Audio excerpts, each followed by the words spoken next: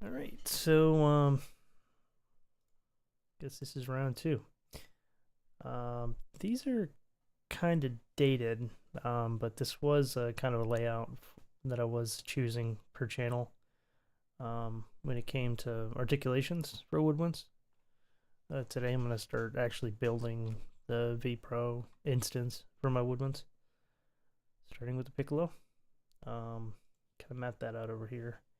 Now, I did have to download the latest release candidate for Reaper. I think I needed that just to get 64 channels of audio from VEPRO. Maybe I didn't actually need that. I don't know. I tried to get 128 because that would be nice, but I'm limited to 64. Now, because I'm limited to 64 audio outputs, that means if I have 16 total MIDI buses, which is the max Reaper will let you use, then I've got 4, outputs per channel, basically 2 stereo outputs. So that kind of lines up with what I was doing before, but it would have been nice to be able to kind of, be more selective about how much I sent to the reverb versus not, but I think it's all gonna balance out anyways. I mean, if it's somewhat balanced before it hits the reverb's just gonna make it more balanced. So, or at least it's gonna kind of cover it up. So, all right. So my plan is to include the like the revived versions of one of the oboes and one of the clarinets. I'll have to audition them when I get there because I think it's both clarinets were new and one oboe was new. I know there's a cheat sheet somewhere. I've got a screenshot of it saved on one of my desktops, but either way, I'm gonna go ahead and get started here. So, first things first, I got rid of the old Woodwind tests that I was doing. I mean, some of the output, I guess, are still there, but not the actual VEPRO instance. So I'm going to go down here and just start a new VEPRO instance entirely.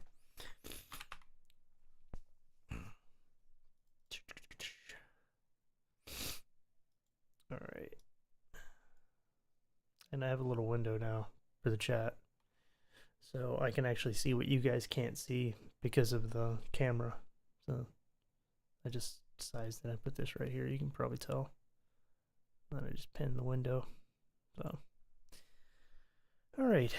Do I want to output these yet? I'm gonna go with yes. Yes, I will. And I'll probably just go ahead and name these now. So I built should be 64 outputs. Yep. Because of that, I can actually go in and I'm gonna just type piccolo. Let's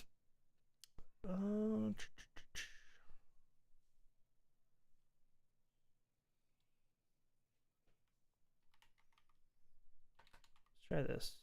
Piccolo mic. Yeah. And then flute 1 mic, flute 1 verb, flute 2 mic, flute 2 verb, flute 3 mic. I actually think I type worse if I'm looking. I don't know why. So then this would be oboe 1 mic, oboe 1 verb, oboe 2 mic, 2 verb. Get rid of this in. Oboe 3 mic, oboe 3 verb. And those third instruments are definitely going to be, they're going to be like, last resort, right? I don't need to use, like I don't need to always do triads, or all one texture, especially if you're doing 3-part harmony and you've got one voice that's taking the lead on it. It's probably a better idea to have that as a completely different woodwind in the first place. Well, it's going to stand out more in that range. So, but if obviously if you're doing like chordal textures, triads are useful. I happen to have more than one texture to create a pretty balanced chord is obviously a lot easier when writing with woodwinds. So I'll have the third one there for that, but it's mostly going to be for like legato, staccato stuff. I doubt I'm going to be doing too many crazy phrases using all three. At that point, I'm probably just going to use a mix and match of, another section. Anyways, all right, so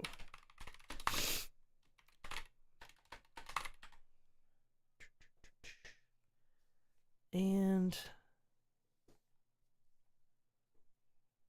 wait a minute here. I'm just making sure I'm doing that right.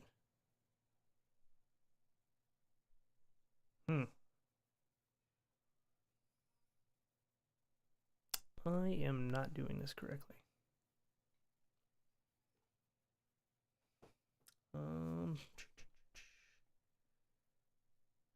Because it should be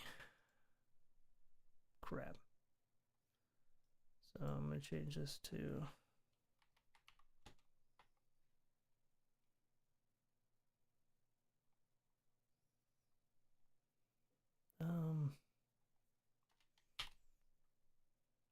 maybe I'll do that. Mic A and mic B.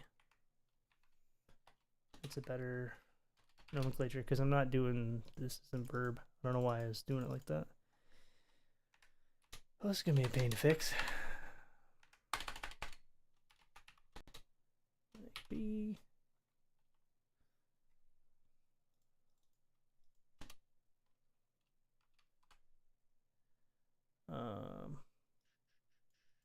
Matter of fact, let me just copy.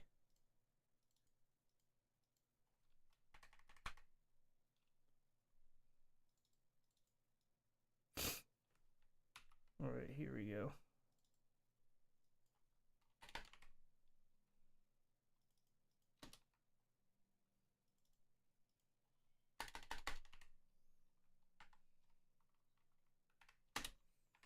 All right.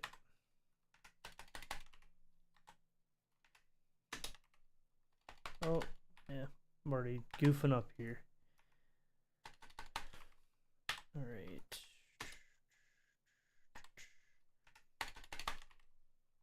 This is exhilarating. I really hope you're enjoying it as much as I do. That's for sure.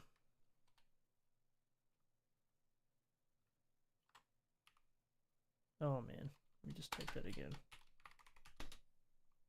Whoa.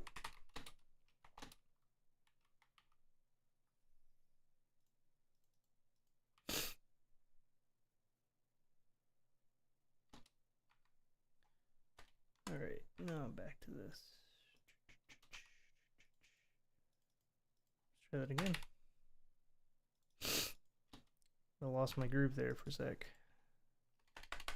That was wrong anyways. I gotta contra bassoon like A.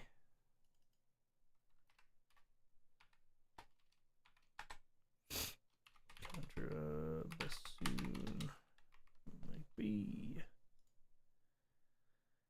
Why does that look basson? I was like, why does that look shorter? Alright. And then I'm gonna make the MIDI tracks. I know this sounds so fun. Alright. I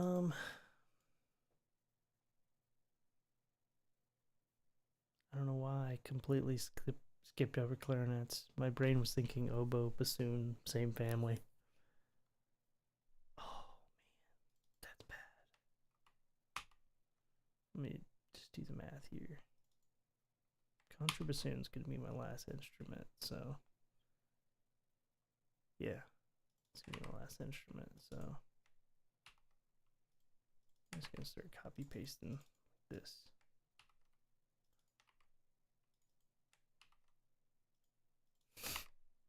Well, there we go.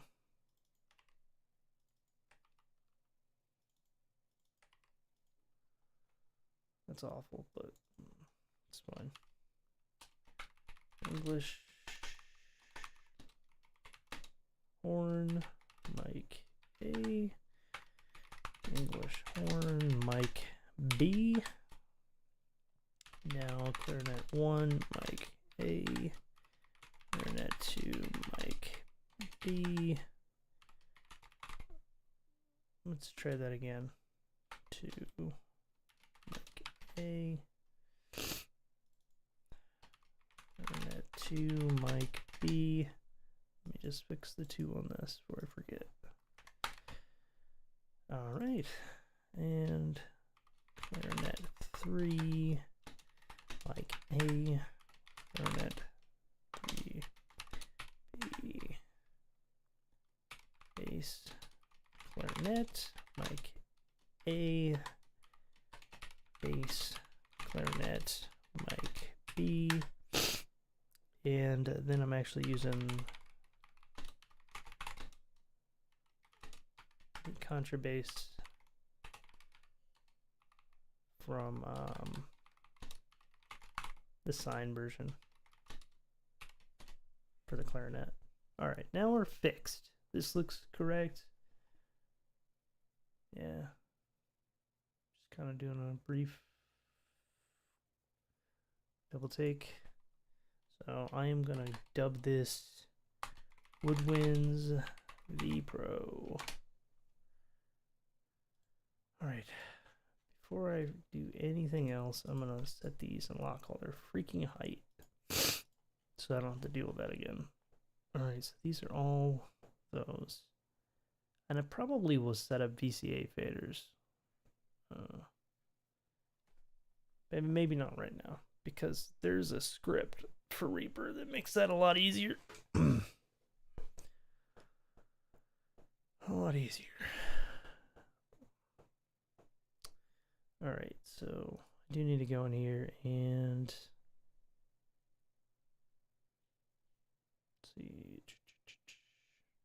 It's in here. There we go. And I connect. Surprise, surprise. For some reason, it decided it just does not want to connect. So I can still do this. I just have to type in the local IP. Now this is called Radman Viewer. I don't know if you've, that's what I'm using to control these. So I don't know if you can see down here, each one of the computers. I can actually just click on this to see the local IP. Spooky, I know, right? So I'm gonna put this over here. I'm just gonna type in the IP manually. And then, what am I doing here? Apparently it's a struggle to get back to my DAW. All right.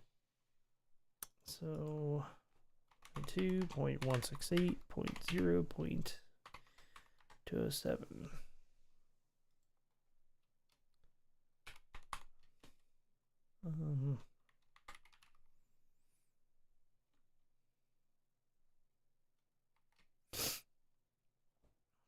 Yeah, that's probably good. Okay. Okay. So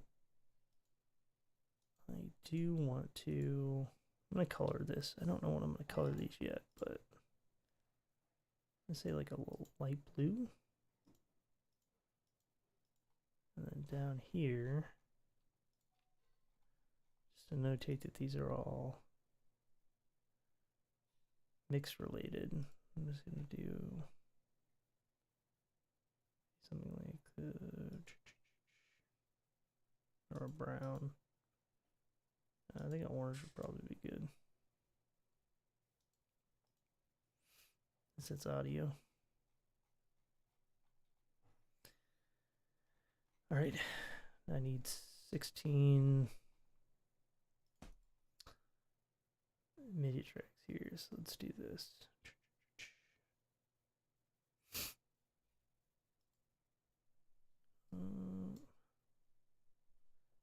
The other thing I want to be able to do is select all these and change the input to MIDI.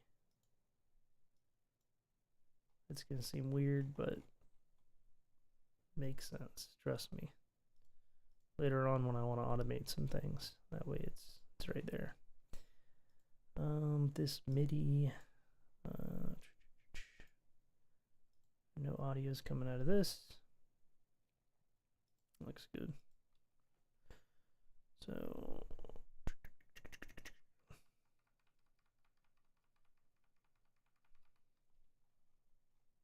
something like that. It's too many, but it's okay.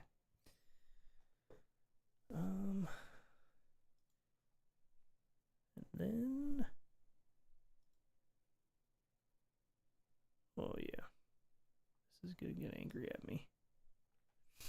So I have 1,000,000 receives here. So can I rename this from here? That'd be so cool if I could. Yeah, it's starting from 77. Okay, so I should be able to just do this.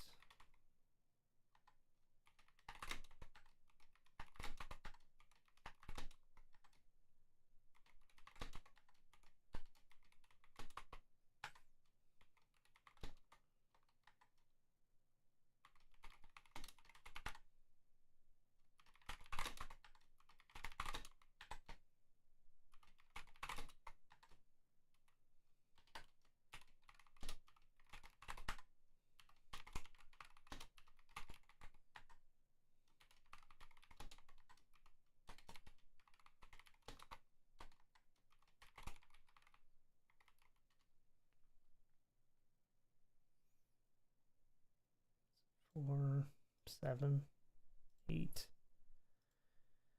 11, 12. Yep, okay, we're good. 16.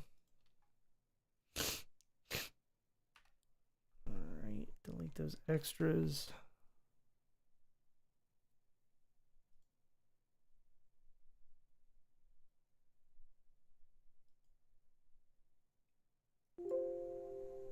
Oh, almost had a pop-up. Shiza. I did. I was trying to figure out, I'm like, what's going on here? Alright. And now that I got that, I want to see if I can get some old files back here. A while back, let me see here, where's my resource path?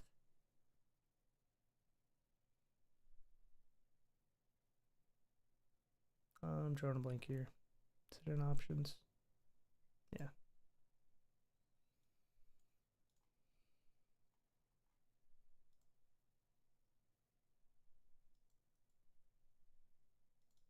Try to go on my old computer real quick and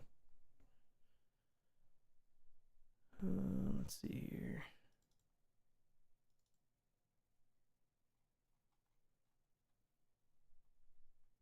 I remember I made. Let's do this.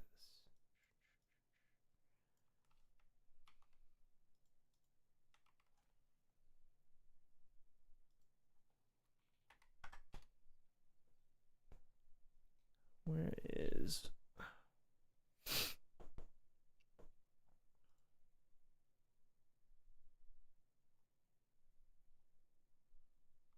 I'm gonna draw a blank here.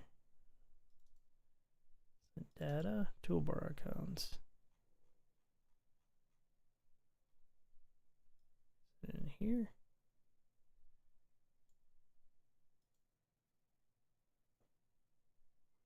Track icons. There we go.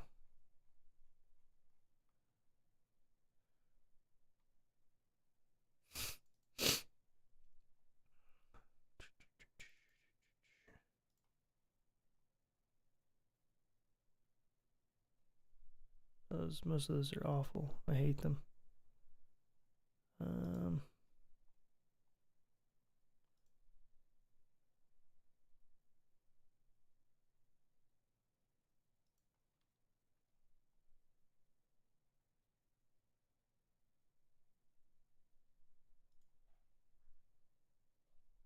There we go. These are some icons I made a while back. There we go. Those look a little better.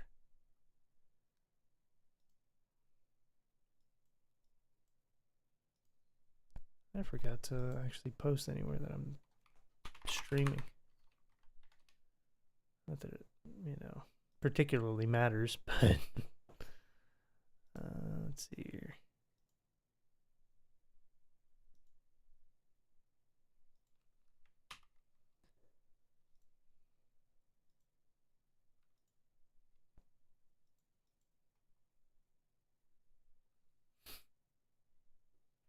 Yeah.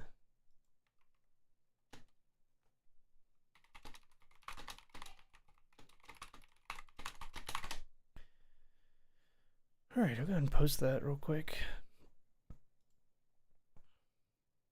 Isn't there like a...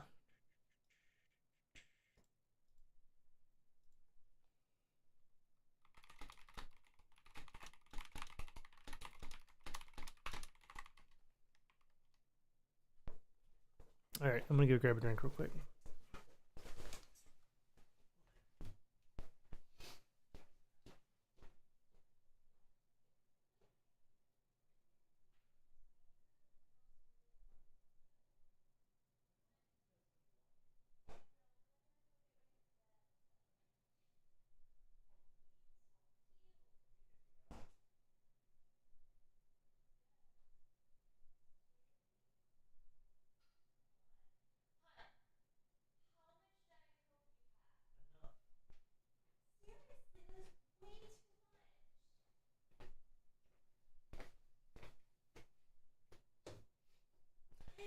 Love you, I guess.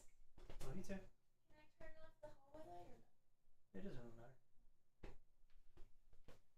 All right.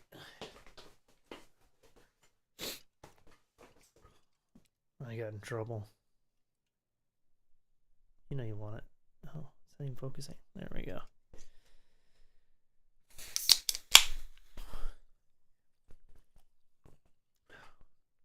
I'm gonna need to be caffeinated for this.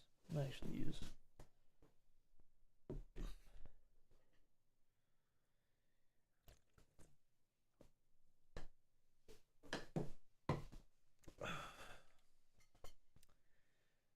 All right. So I have to fix the sends on this now. So all of Piccolo is going to go to bus 1,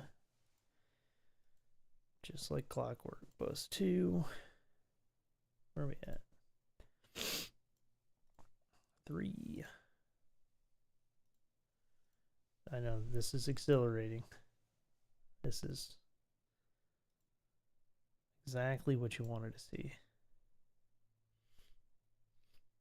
I don't know how people actually make templates all the time.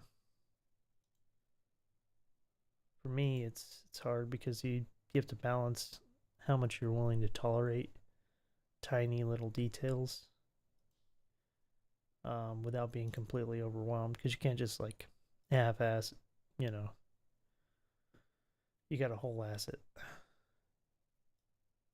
So if you decide you're going to do one thing, you're stuck doing that for the entire rest of it. So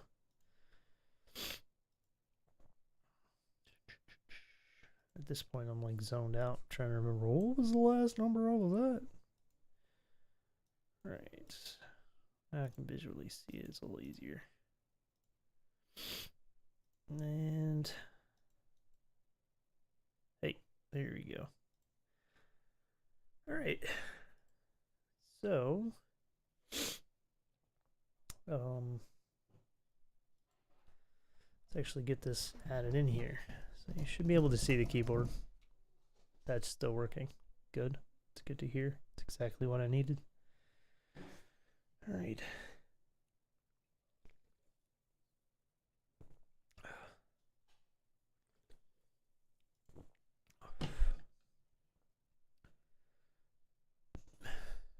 So we're going to get the basic sound first without using any reverbs or anything. So, I'm going to go over here. And this is it. So similarly, I think I'm going to keep the...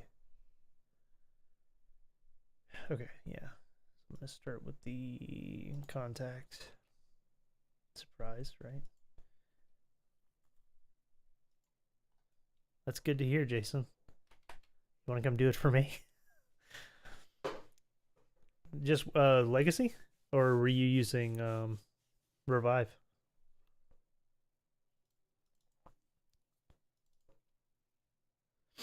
Oh, yeah, Piccolo first. All right, so the first one I'm going to kind of use this little test edit. God, that's so loud. Why is it got to be so loud?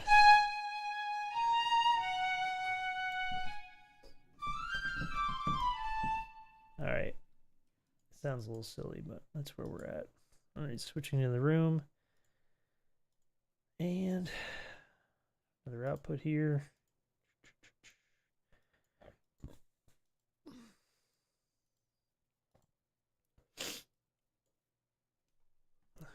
And on, let's see, this one I'm going to keep the attack and release as intended. Second one, on the other hand, I'm not, so.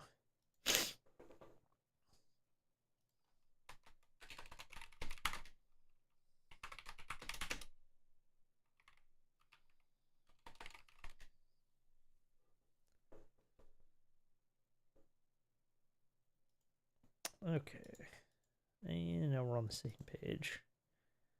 So I do want to go in here right away, and on this one I am going to disable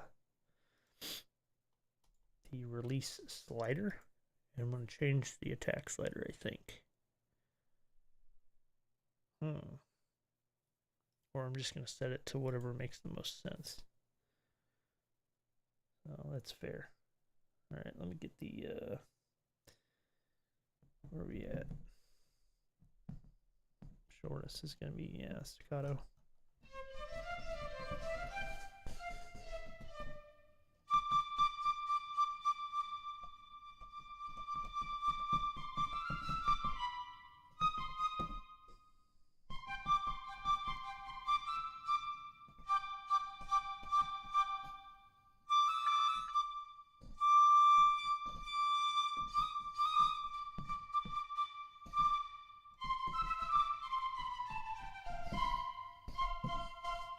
All right, the attack is set on this one. I'm going to disable that. So when I copy paste this, it should keep all of those settings, including I got to do this. So right now, these should be duplicating out to the different outputs. And I need to make my second output. I'm going to just have to keep this. Yeah. No, he's not in here, babe. Huh? No. One sec. I'm looking for the cat.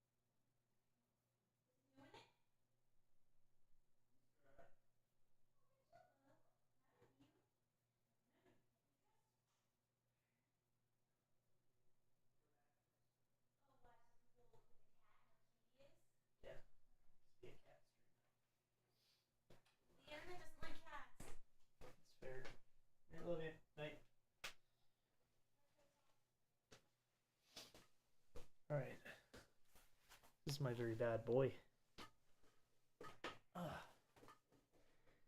What is this?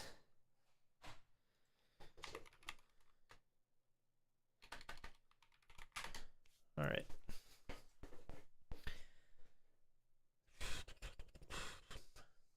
All right, so I am gonna piccolo. What is going on with this?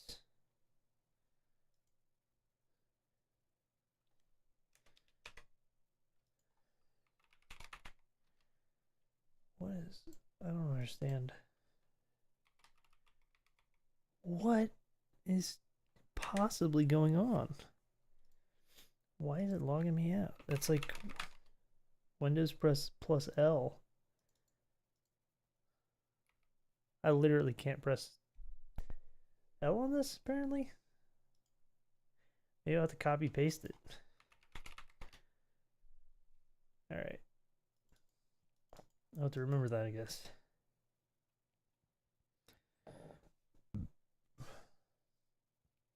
It's kind of crazy, but here we are. What a brave world we live in. Alright, let me just get copy here. This is ghetto. That's fine.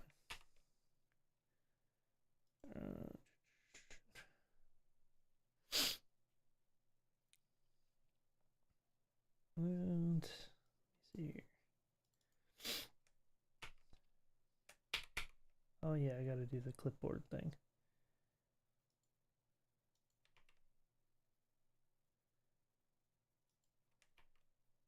I literally can't figure this out.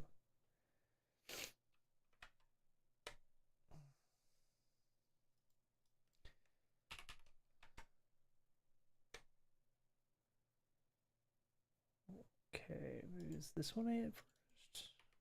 There we go. Did it. Okay, so piccolo 1. Oh my god, I can't even type legato. Alright, we gotta figure this out real quick. This is obnoxious. Alright, so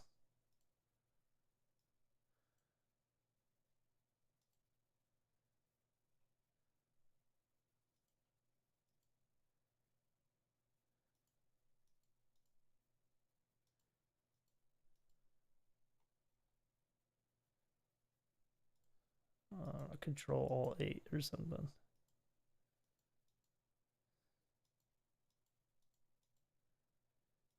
There. I think we've solved their problem. Oh, I can type out again. Alright.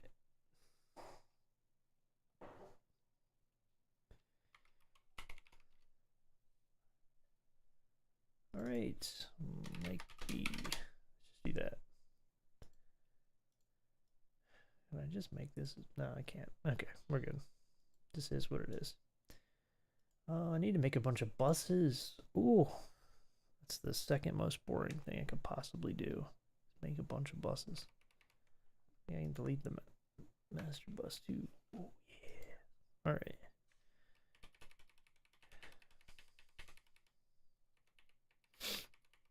We need 32. There we go. And piccolo mic A, piccolo mic B, flute 1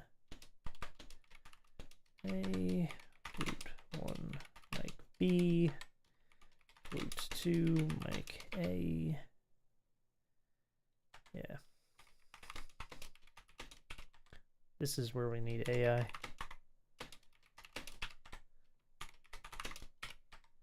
Oh man, not flute B. What the French? Alright.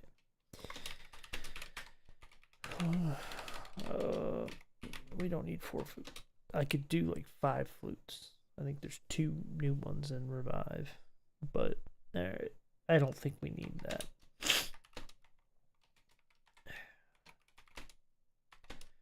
Mic B.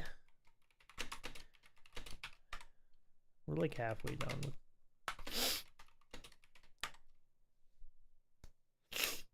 Takes a while to get set up, but you know, once you're there, you're there. That's the whole point of the template.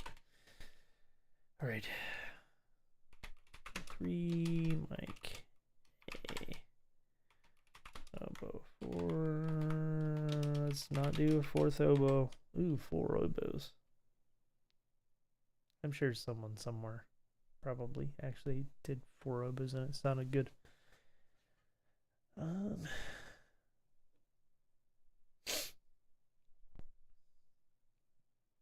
me think here.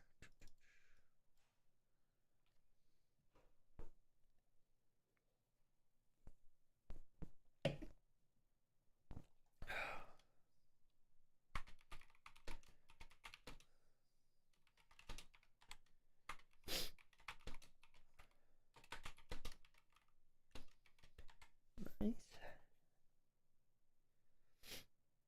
Might be.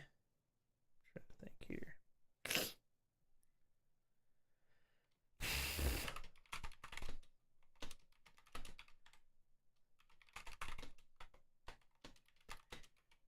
Oh god, it doesn't tab.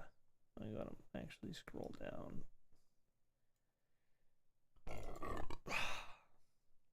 I'm gonna put these all in a folder. It's gonna happen. All right. Clarinet to mic A. To mic B. 3 mic A. I don't know how people do this without going insane.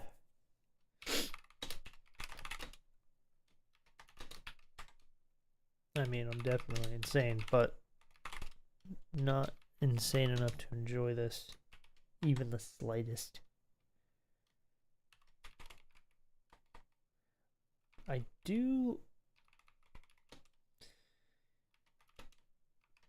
I would say, oh, what am I doing? Not contrabassoon. Let's try that again. Oh, there. Contest. What?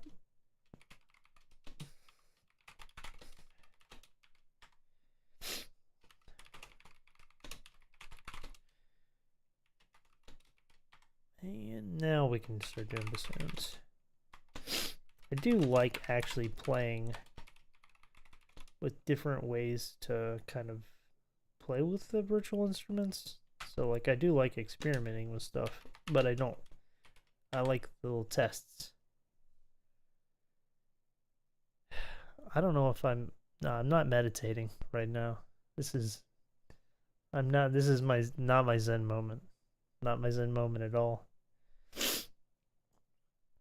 Let's see.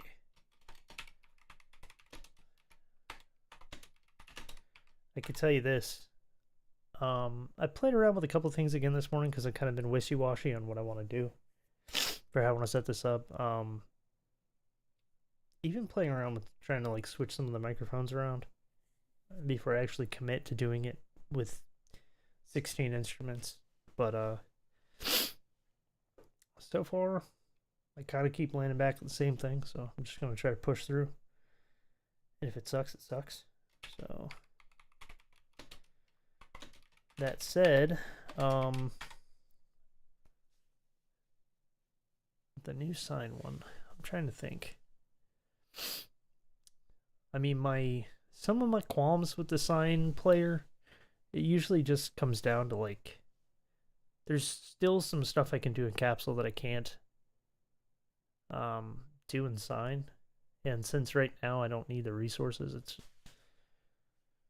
you know, that's like I would say the primary benefit of sign player is just extremely good on resources, especially if you like do the mic merging, which I've done, but right now I don't need that because I'm working on 8 freaking machines.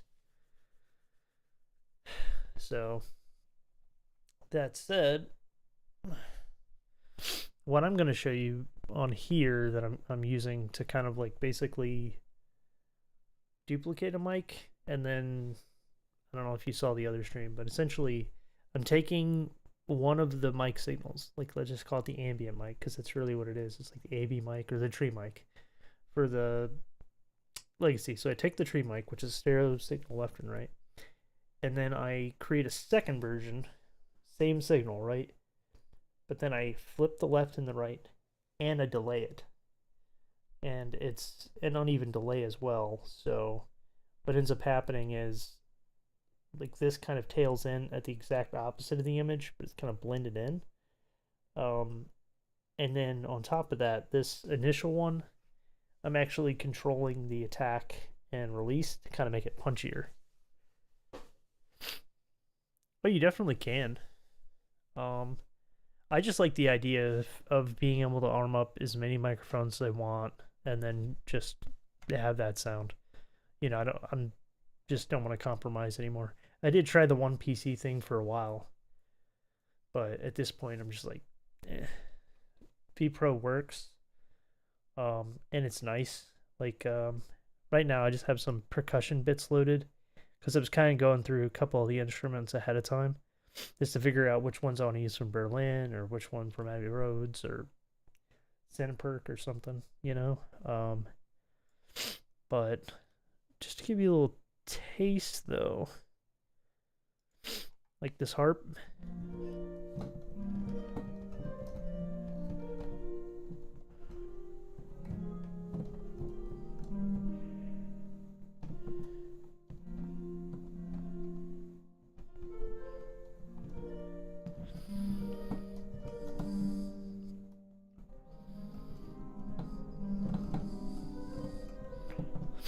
Um, this is actually using that delay trick a little bit, where I'm feeding the same mic back into itself with a little bit of the delay, which I like.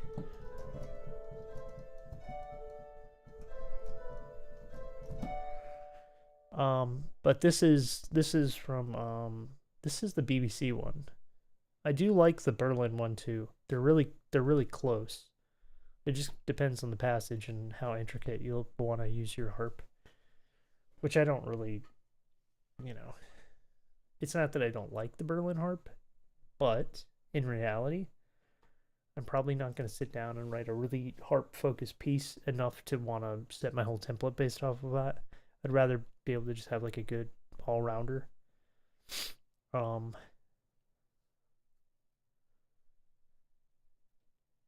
yeah. So what I'm doing is essentially I want to create some width and some sense of space. And what I'm since I the Berlin Legacy stuff only has one close mic and then one ambient mic.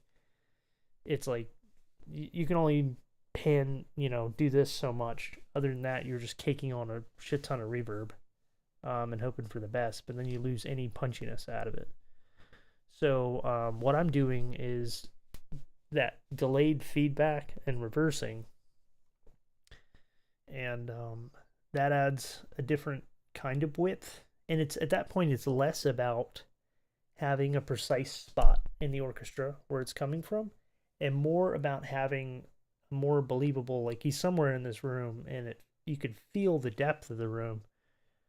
But because I'm delaying the second signal, it's really not a phase issue.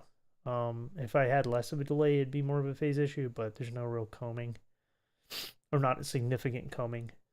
So, because I actually did this one time with, I think it was like a surround or tree mic,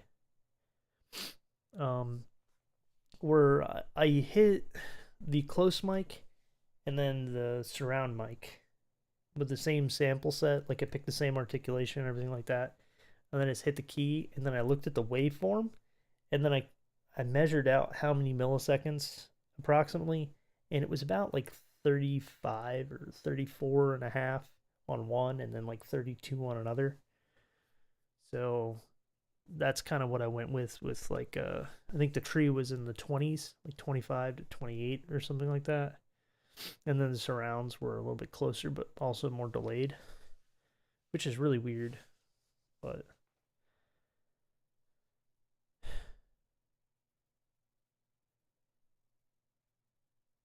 yeah, so yeah, exactly, it's exactly that. And the thing that's cool about that is I'm actually, I can do a little diagram here. And you'll hear how it sounds in a moment because I'm actually going to do this with the piccolo. All right, so this is correct. So we've got our original left, right. Oh, try that again. Got our left and right, and then let's see here. Let me do LR again. So this is 1, 2, 3, and 4. So this is the same microphone, right? And then this one's going to go straight through just like that. And then this one gets switched. Say 33 ms. And then this one's like 35 ms, right? And then what I'm doing is I'm using some like custom EQ curves that I made from just EQ matching left and right separately from the stuff that I liked. And then once this happens, it kind of adds this little slap back. So realistically, if the signal was like this, where it's very obviously biased to the right here, it's like heavier on the right than it is on the left. Like if this was a center, right, it's a little biased. Then what ends up happening is quieter, and later you end up getting this signal. It's kind of like that. I mean, that's like kind of a way to visualize it. But then on top of that, I'm going into let's see, algo right here. That is a G, like this. But then when I go to the reverb send for the other signal, I'm actually reversing it and delaying it again to I think I used mirror is what I've been doing, right? So let's just say because this is, if this was a right heavy instrument like this original triangle, then that means that this right sound is going to hit my ear slightly sooner than this one. So what's happening is I'm taking this right sample and I'm making it hit later, which is why this is a 35. So now all of a sudden, even though it's the closer mic, it's hitting later in my other ear, which tells me it's further away. But then when it hits the other reverb, like this, I end up going in and then adding like 12 or so milliseconds onto just that signal. Oh yeah, it's huge. I mean, mixing things, I mean, you heard the harp.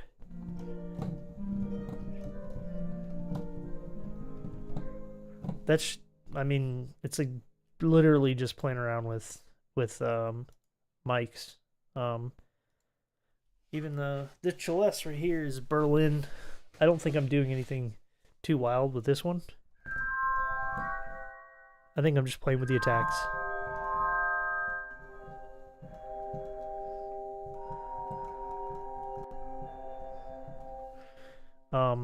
Again, nothing crazy. I think this is the snare.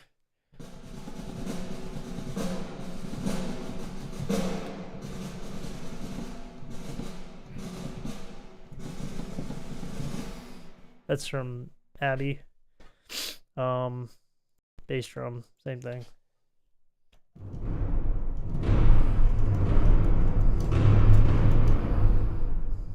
It's just microphones. I'm not drowning everything in reverb, even though I have that pretty far back in the hall. Same thing here, just microphones.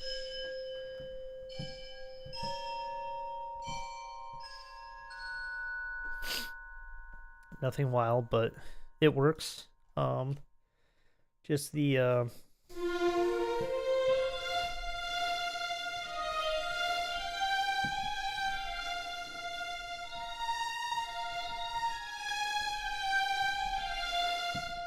there's no reverb on that at all. In fact, if I disable the actually let's do something like this.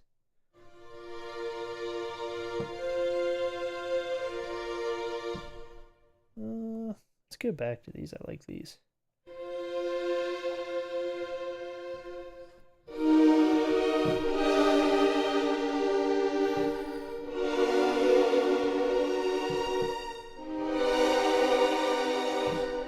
It just has a completely different width to it.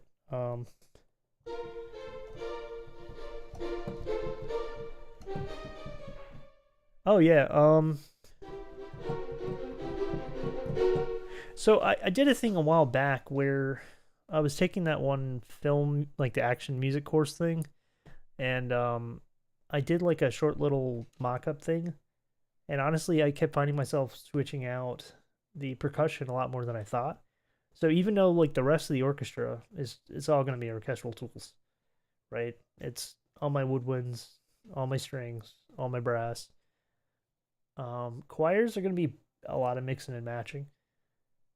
Percussion, on the other hand, you can kind of just get away with just switching them out as long as it sounds like a similar vibe. They just work. It's probably going to be the same with pianos and harps, but percussion is huge. Strings. I'm gonna still be using Berlin strings with the expansions and stuff. So yeah, I think like let me just go back to this is a good example. So this is my Berlin strings weird. I don't even know what you want to call it. I'm using the crossfade articulations. So right now, the like with CC2, I've got sol tasto at the bottom, and then the middle I've got my romantic vibrato from the original Berlin strings, and the top is sol pont. So if I'm playing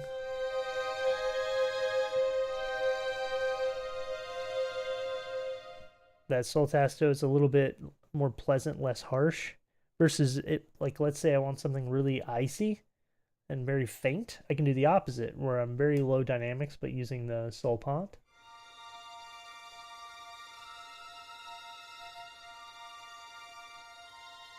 Or even in a phrase, let's just turn on legato for all of it. I can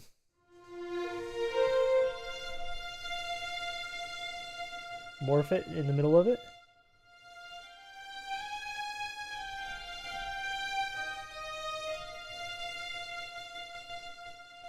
So you can hear like certain parts of that phrase, it was much softer, and that was me crossfading into the sol tasto. And then at the top of the phrase, it was very light, and then I switched to the sol pont, and then I kind of weave back in with the vibrato. Yeah, it just makes sense. And what I plan on doing for the brass is I've got two machines. Not to flex here, but I'm going to be using one with the I'm going to be setting up all the Berlin brass on the side stuff on one computer, and then all the JXL stuff on the other one, and then I'm just going to crossfade between them. So I'll get like the individual players, but then also the extra dynamics. So, I'm sorry, Samarius. To answer your question, I'm sorry, I just realized that snuck in there. It kind of depends on what you're doing. So like with audio, having a bunch of extra cores, it can help. It just kind of depends on what you're doing. Like if you've got a lot of your CPUs being taken up by instruments, having VEPRO helps. I think the cool thing about having VEPRO in general, though, is you can kind of set it up, and then it's independent from your host. So if your host crashes, your VEPRO's still up, or vice versa. So if you're working on something, if your VEPRO crashes, there's a chance your DAW won't. Then you just hit save, and you close your DAW, you restart your computer, open up your template, and then it all loads back up. And also, in my case, I'm splitting it up with a bunch of computers. So if you can see this. So this doesn't include my actual regular computer, if that's not immediately obvious. So I'm going with 8 machines. which is where I'm at now. I got a new house like about a year ago, and I've just been putting money into this, and I figured I'm just gonna build it from the ground up with absolutely no compromise. So, actually, let me close that. I'm gonna put that away. Back to the coolness. That weird stereo trick thing. I will finish doing those later. What I am going to do now is go in with just the piccolo here, and I am going to set the outputs real quick so that we can hear this. All right, so right now, if I play the flute or the piccolo, let me go back in there. Arm that bad boy.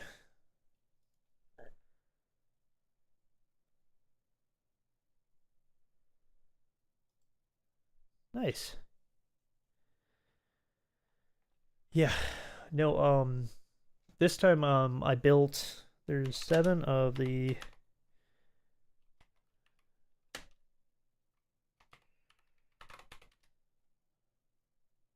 my machines are that, and they're all a mixture of 128 or 64 gigs. I'll eventually probably just have them all 128, just for, I don't know, I guess OCD or something. Right now, some of the kits, they're all 128 gig kits, and then I just split half and half on some of them just because. And then my old computer is still in here, and that's hosting most of my old libraries. Like, it's got all the libraries on it. My old one is actually an i7 5960X.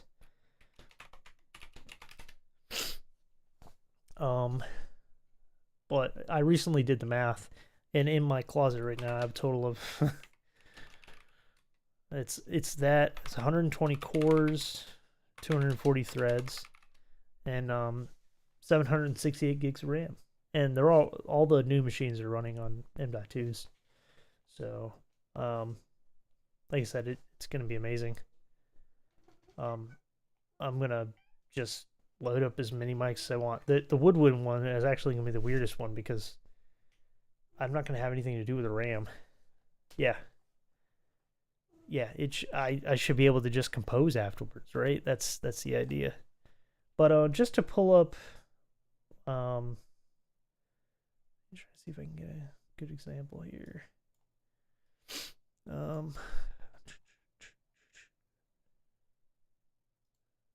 me see if I can get one of my old little sketches from my old computer here.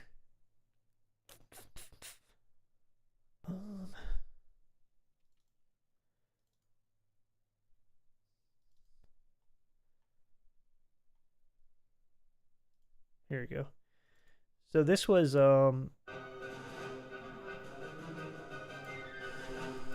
this started out as a piano sketch. I'll just open up the piano sketch.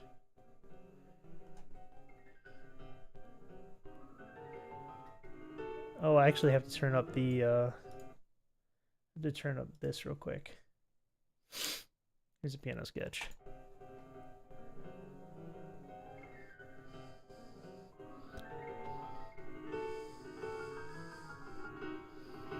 It's mostly octatonic stuff.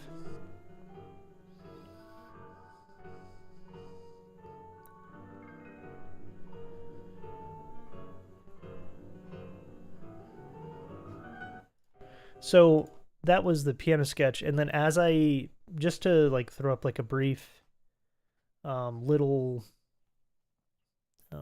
oh yeah, the Threadripper. I looked at that too, honestly. I looked at the Threadripper, and the thing that I was thinking of that kind of persuaded me against it is if I were to actually use VEPRO to host it. VEPRO has a limited number of outputs that I can get into Reaper. So, and same thing with MIDI buses. Yeah, that works too. Actually, you know who? There was a really good trick, by the way, Samaris, for that specific thing. And it involves. Are you good with contact at all? Like the end, like if you open it up, because there's some really genius stuff with that. I can kind of might be able to just show you guys. Let me just pull this bad boy up. I should have flute noises if I play the flute. But before I forget, when we were talking about Abbey Roads and stuff, before the Abbey Roads percussion came out, I started playing around with the BBC stuff. Some of the percussion in there I kind of liked.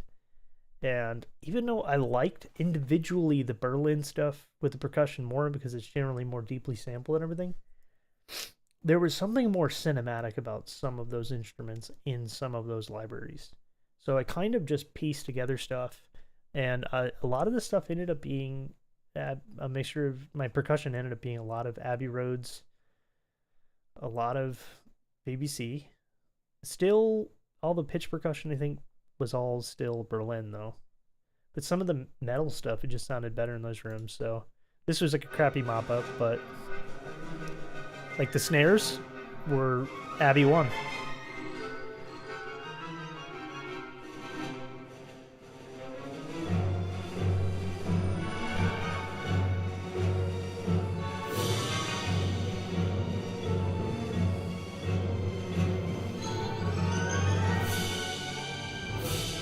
So like the Piattis, I think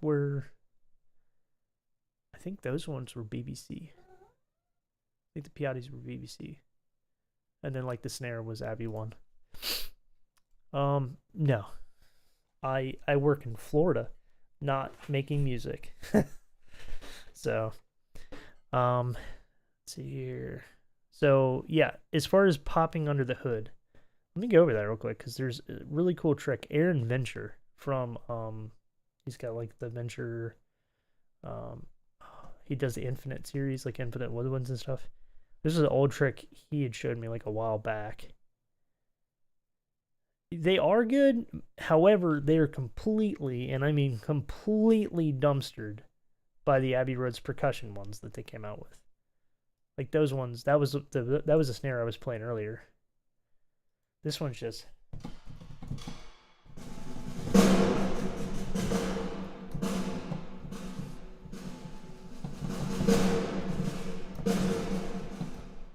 I think you've got rolls.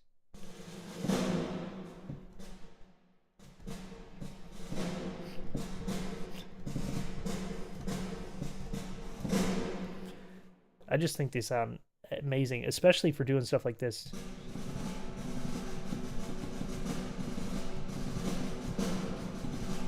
Or you can do like a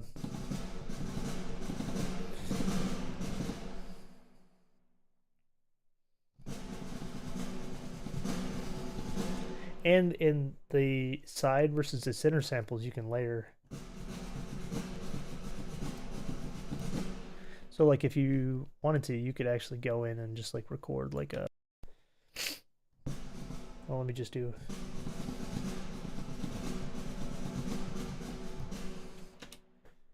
something like that, simple, but then you can actually go in, copy paste it for the center, and you can blend them in that way. So the same little passage here.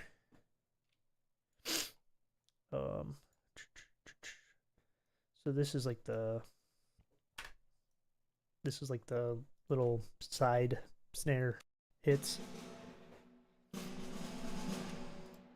right? So we can copy that. Let me just copy just this. That's all I care about. I'm gonna go right at it, right there, and I pasted it, and then I'm gonna drop down a half step, and then we're good. Now I can actually keep these all quite low. I forget what the key is to.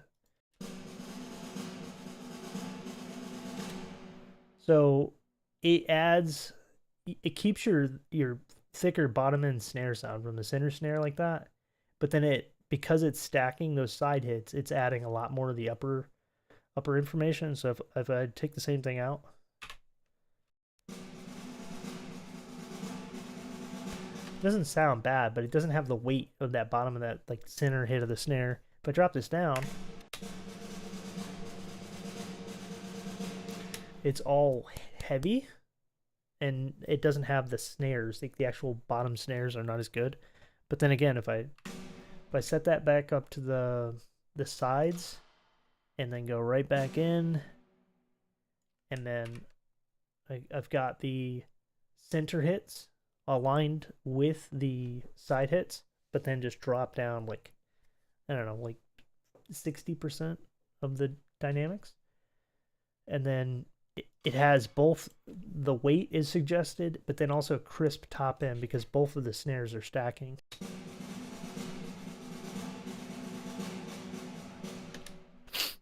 So, yeah, you know, and that's kind of where I'm at right now, Jason, is just I've been auditioning stuff, and then if something sounds more filmic, I just put it in there. It mostly just works with percussion. So, I don't know what it is, aside from the fact that you don't have to worry about harmonizing. It's just, you're not going to have two glockenspiels playing in harmony. I mean, you could, but that's a choice, just not a good choice. Actually sounds like a nightmare of some kind. Back to our flute here. This is the moment you've all been waiting for. Need to make flute noises. Okay. This should be good. I'm wondering why I'm not hearing anything. So all goes to boy one. All right. What am I missing here? Yeah, it puts on. Okay, I think I know what it is. So here is our. I'm gonna color these before I forget because these are really hard to see. Change color. Sounds good. Maybe I'll do orange, just like in there. Sounds good. Right, boys. Alright, here we go. This is why I got no bus. So out, bus, mic A, and mic B. Now you're going to see the magic, and you're going to be like, ah, that's the stupid thing he was going to do. So right now, both of these...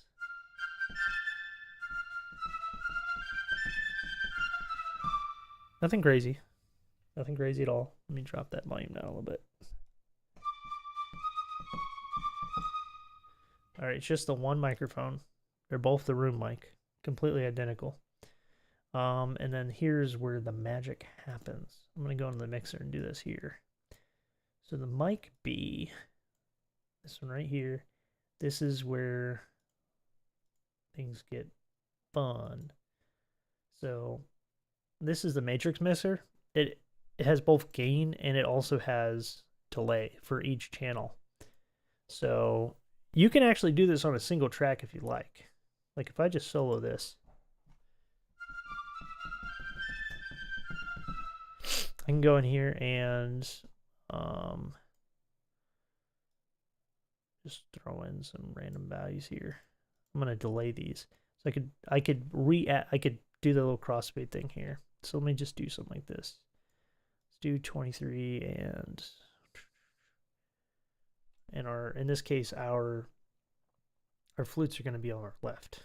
So that means the right channel should be hitting a little later. So I'm gonna do like 24 and that's too crazy. Yeah, something like that. Just a little bit difference.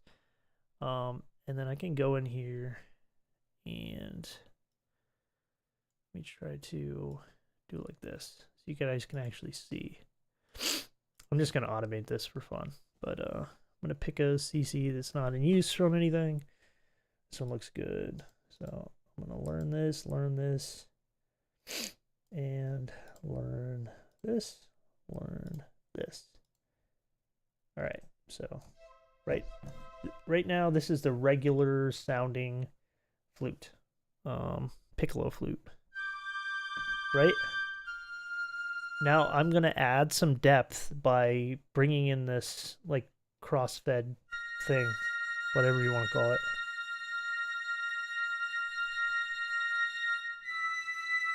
Yeah, Jason.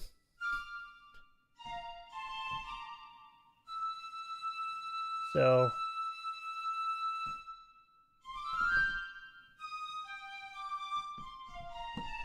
the phasing is not really a problem.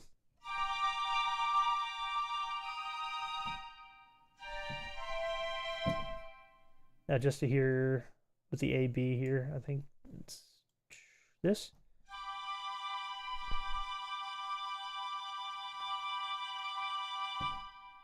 It, again, just adding a little bit there.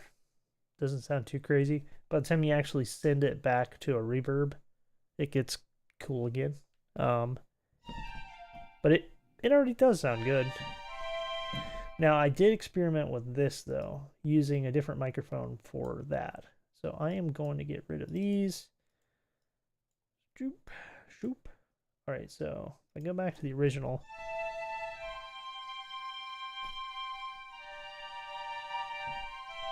I'm going to change these delays again. Let's do like 33 and 30. Like 31.2-ish. I don't know. I'm just literally coming up with random numbers. You know what? I wanted the 0.2. Dagnammit, we're doing the 0.2. So again, fading it in. And you can see that here.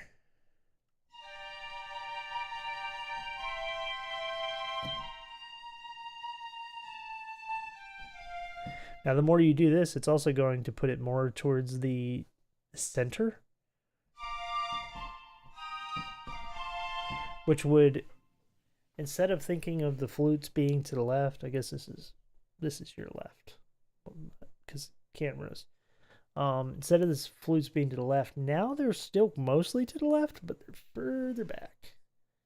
So, and as you get further away, that, you know, it's a triangle, right? So right here you have a ton of stereo width right where you're at, right? But then the further away you get away from the actual source, the more it hits your ears at the same time, because it's proportionally, it's about the same. So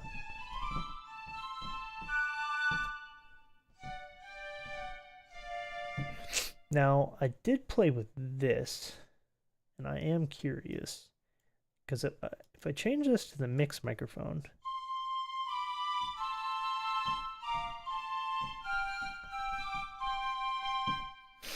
do I like that more or not? They're really not that much different for the piccolo because it's so shrill. But now comes time for the EQ. This is the other fun part. Put this back over here. I gotta dig this up from an old project. All right.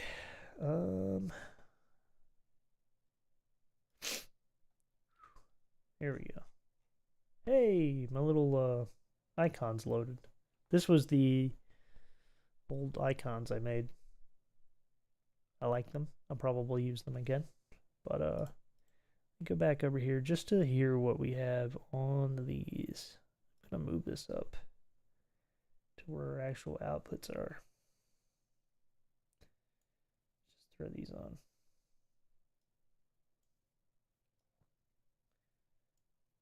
So these are weird custom EQ curves. They look similar, but they're actually not. I could probably, just to hear, I mean, just to kind of show you what it would sound like.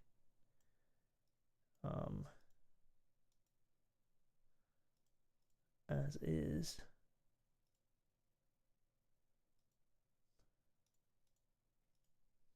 Gotta reverse these two.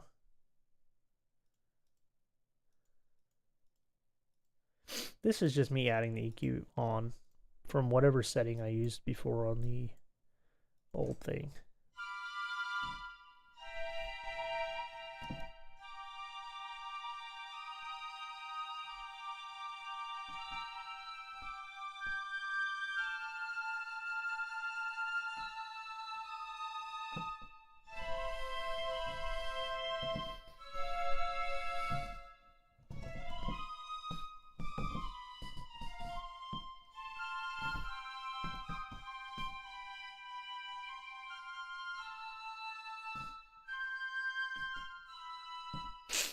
So what I do with these, I mean, I don't know if it sounds crazy better right now to your ears by any stretch, but I'll actually do is go in here and let's do one at a time for this. Let me mute the second mic entirely. Just one at a time. I'm actually going to go in here painstakingly, I mind you, painstakingly, and I will basically solo these. So right now I'm going to drop the output level entirely down. So right now we only have audio coming out of the left ear, which is weird because this is my right, but you hear that. And I am going to change this slider with the auto gain scale on until I get the sound that I want out of that speaker for this quality piccolo sound.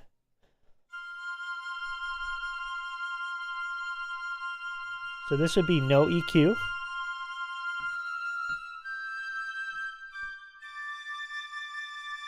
This is too weird and combed.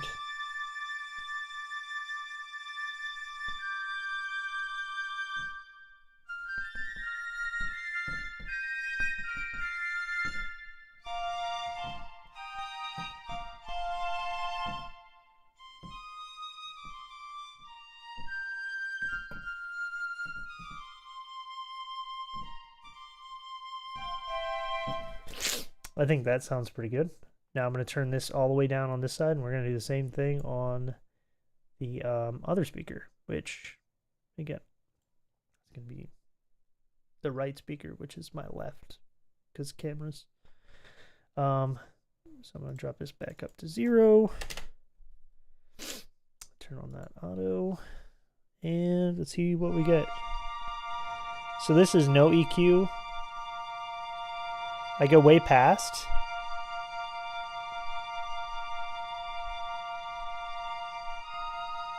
Is this not the right EQ? Do I not have the right EQ? This says it's doing it.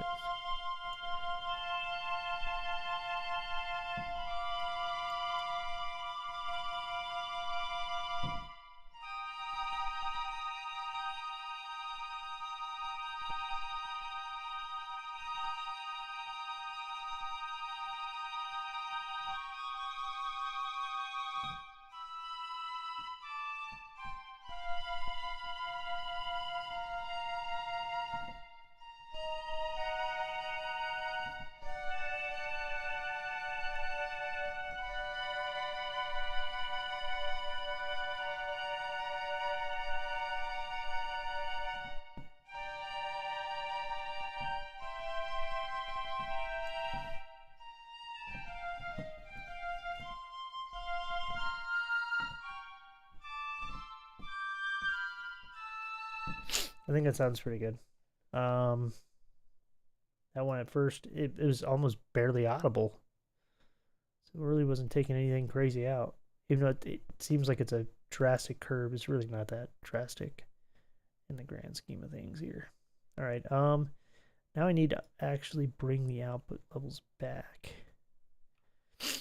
to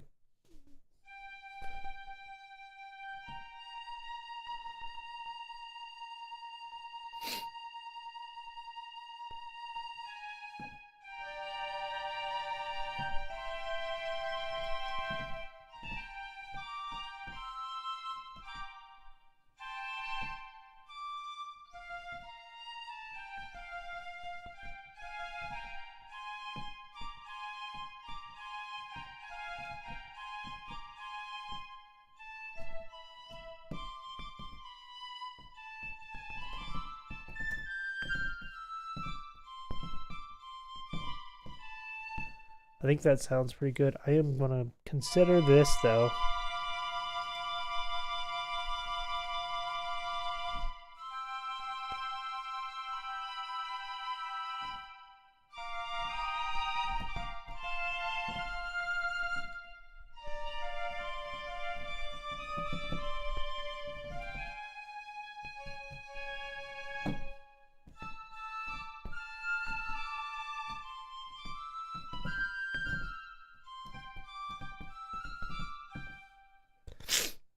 Let's get that snare going again. Where are we at? Where we at, snare?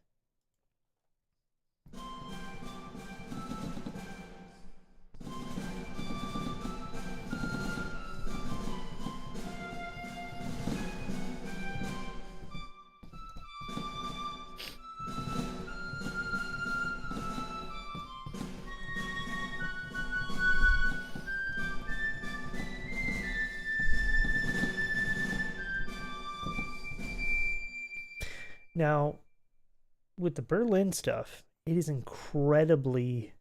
Oh, by the way, if I didn't already say that, later, Jason. Um, Berlin Woodwinds, the secret weapon with the runs on these is actually. Oh, it's gonna get you here. Do I have this Forzando? Oh, this one doesn't have it. Dang. That's sad. The Swartz was strong with it, but sometimes you just turn the if you actually turn the legato off. So if I turn on legato now,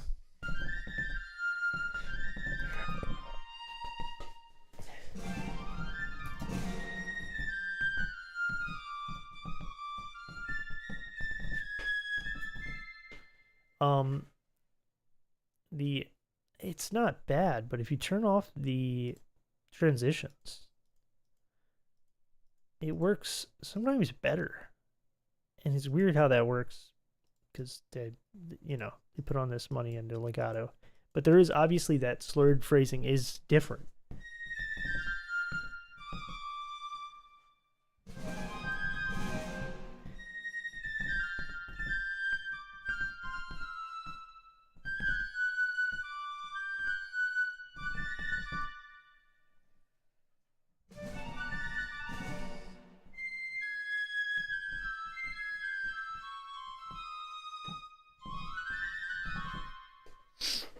In the context of having other stuff going on, like if I pull up the here,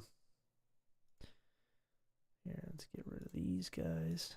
Now, if I pull up the old violin, also want to get rid of that.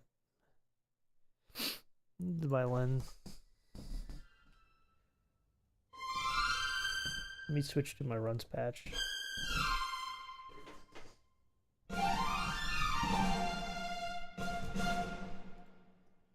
If I do some runs with the flute, I might have to octave up that bad boy. I don't know. For the piccolo. Maybe we okay.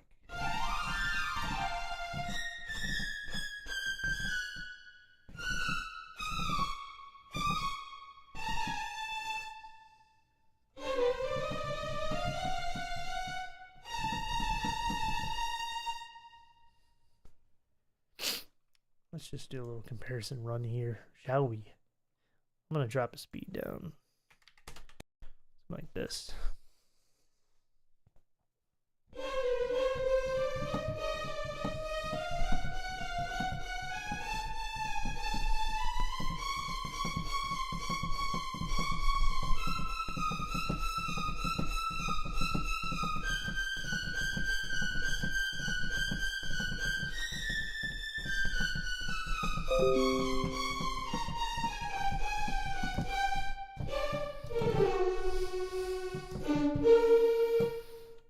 All right, it's a little extra, little, but let's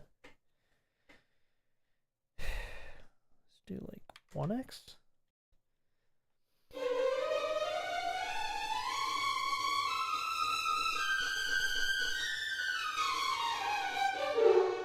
That's a little fast.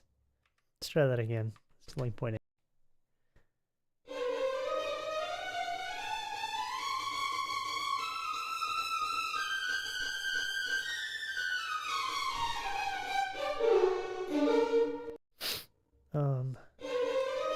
Let me turn the violin down a little bit.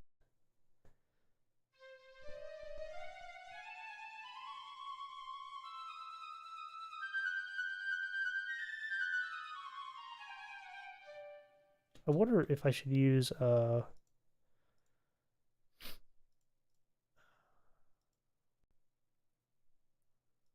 honestly, the staccato would probably freaking work.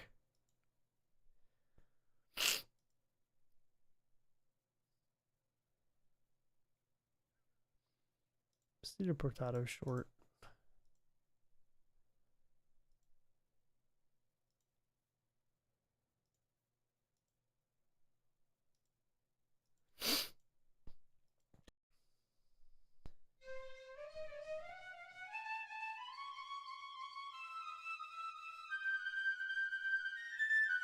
It's too messy. I guess we'll do staccatos. I don't think it'll put transitions on staccatos. Yeah, I don't think so.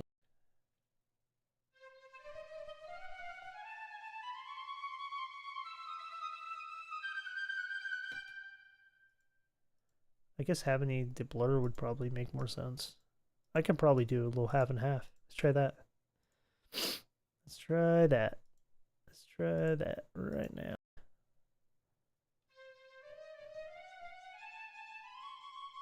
Probably adds the blur, but see how it just gets really muddy? The flutes are actually much better for this. Much better because they have the sforzando, and that sforzando can just shred. Just to put it in perspective, I did a where is it?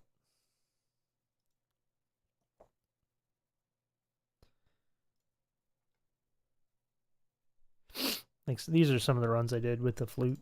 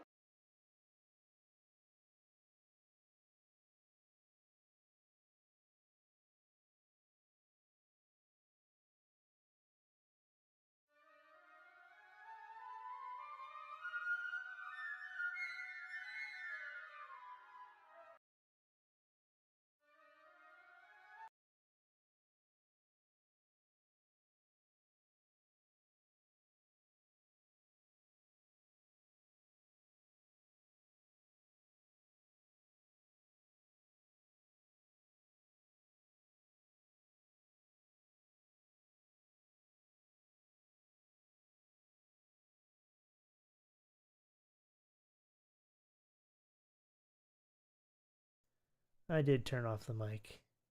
Oh, sorry. Um, those were some examples before I got rid of the. Yeah, I noticed. Sorry.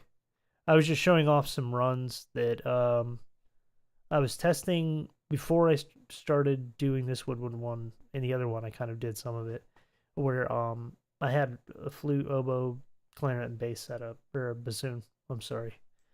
Um, and I was using the Sforzando with no transitions, and they were just lightning fast. Lightning fast.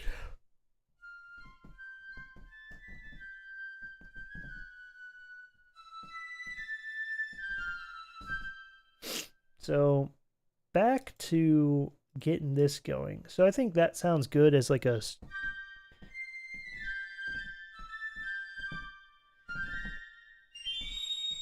Oh yeah, ear piercing. Exactly what a piccolo is supposed to do.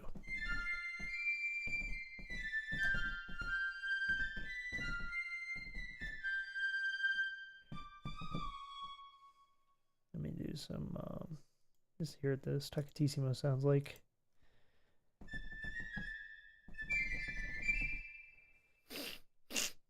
Let me just record a short phrase with staccatissimo. Um,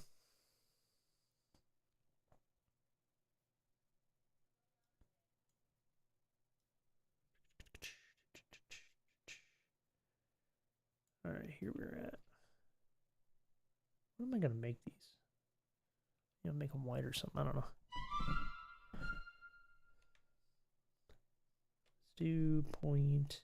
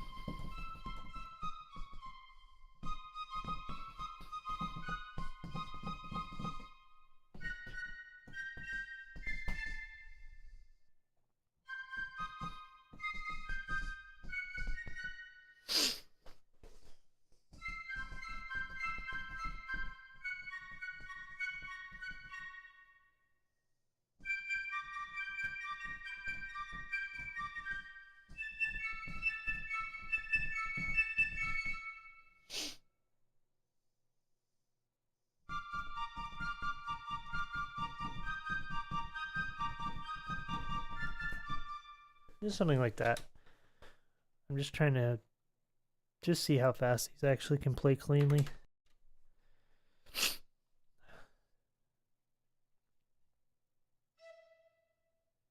There we go. Do I start playing soon? What was I doing?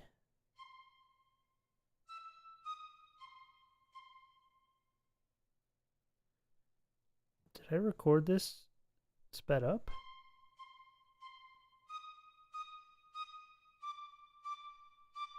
I did. All right.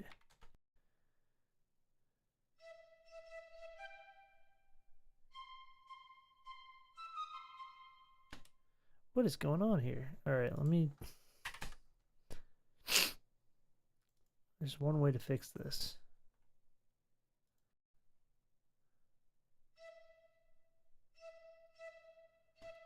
All right.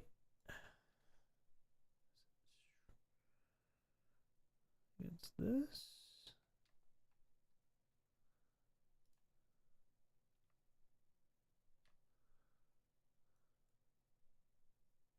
Make one of these really long.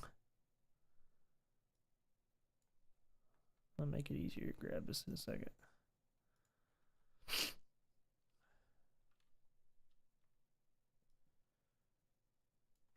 I'm gonna do this one way or another.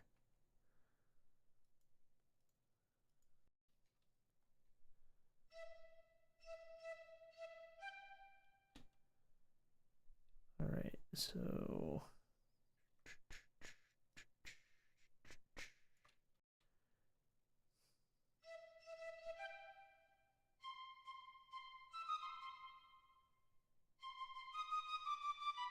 okay, so it needs to be about half that, so somewhere around this, like that.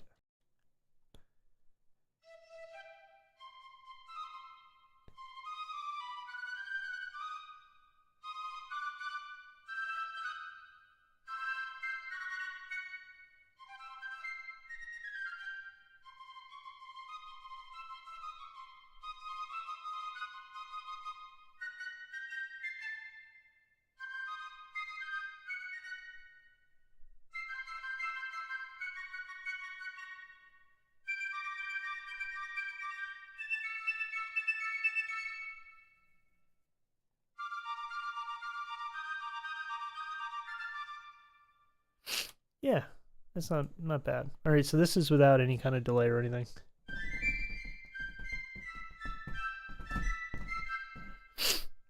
And this is the kind of thing I would like to use.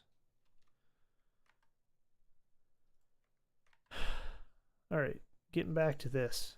So this is going to be our algo reverb, and then our mirror is what we're gonna do now. So, this is our piccolo. I am gonna just copy paste this bad boy. That's the way I'm gonna do it. All right, so, and I'm gonna move this down.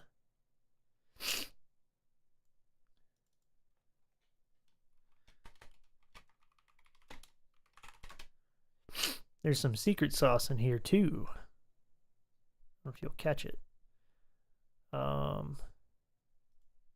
So this is the shorter reverb, and then this is gonna be the Mirror Pro, and piccolo verb needs to be further back here. Just to change this little preset here. I'm gonna do still got that. This section flutes is probably fine. I kind of want to add one of these to it, but yeah, I'll just leave it the way it is. So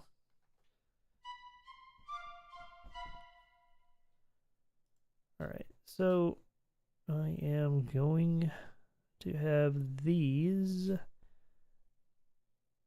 get the send from, here we go. First off, I'm gonna get rid of the receive, delete, whatever the hell that was. Okay, I'm gonna get rid of the receive here. I don't want to receive on that. Now I am going to send channels 1 through 4 to that, including the MIDI. Let's hear how that sounds. Oh.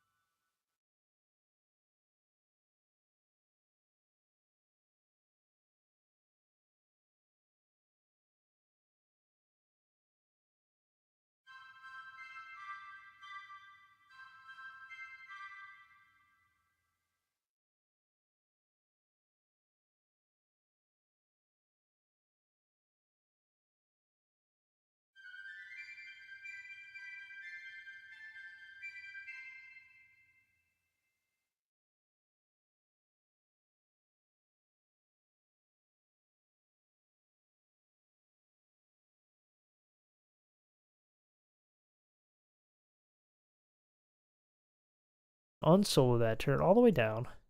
I'm going to unmute the extra mics. So when you were listening to this before,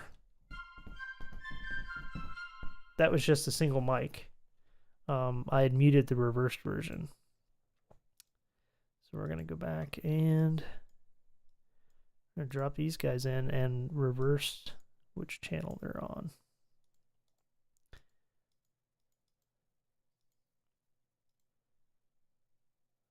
That was one. Whoa there. Oh, does it? It should be on. Oh, yeah, I soloed.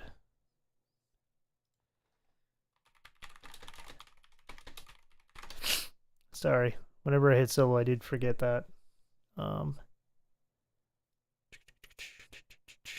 what I was saying when I was sculpting the reverbs was at first you were hearing just the stereo room. I turned the Mirror Pro completely down. And then I sculpted the stereo room to where that was the only thing you were hearing. And then I found the tonal character that I wanted for the piccolo. And that's the algo reverb. And that's like, oh, it's processing like the shorter version. And then the tail version where I flipped it back around. Remember in the paint over here where we flipped the second signal and delayed them. And now we're flipping them again to go to the reverb. Right?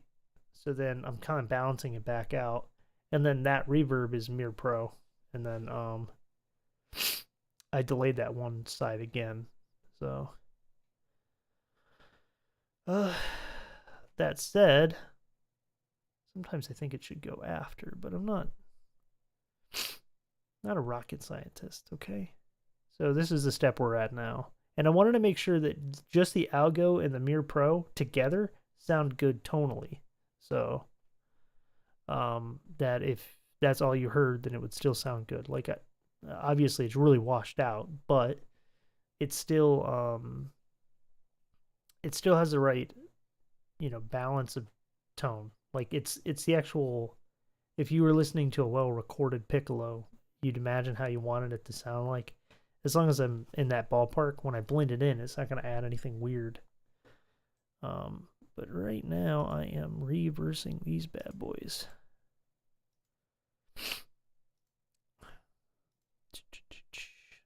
Now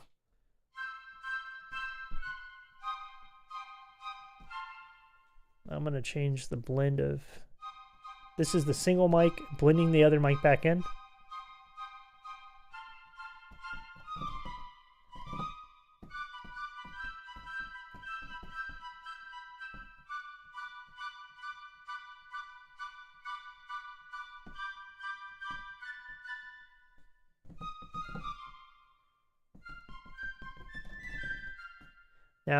Now I have the width that I want. And I've got that clean sound, which I like. Now it's about blending back in that reverb.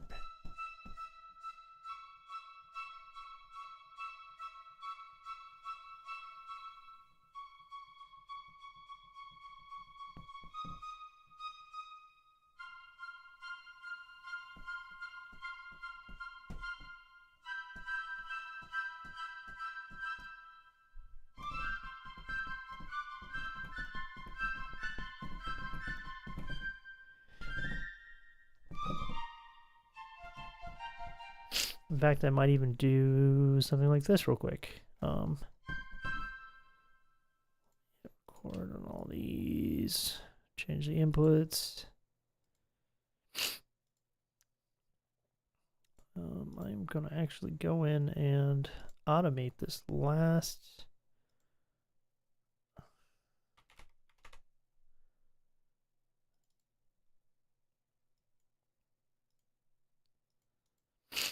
So what I'm doing right now is this is literally, this last one right here is all it does is sum the 3 and 4 signal together. That's all it's doing. Just summing that together. Oh wait, I don't even need that. What am I doing? Shit. I don't even need that. Cool. Alright, so I'm gonna modulate this. Let's do 13 and 12. So 12 for this. Copy paste it here. This one is the one that, well, no, it's already merged over there as well. I'm going to try putting that matrix mixer later on in the chain. And what's this one doing? Well, it's nice that it's doing that, but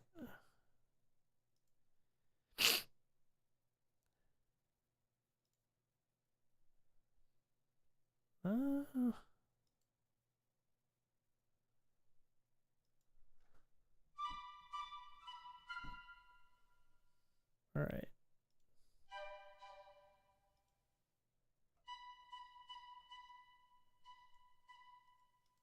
Should be 0. All right. And MIDI link. And we use 13 for that one. So it should be 12 for one.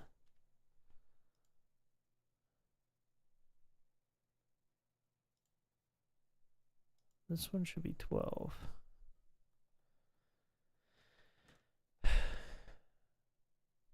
It is not 12. Oh, I gotta hit record. That will explain it. There we go.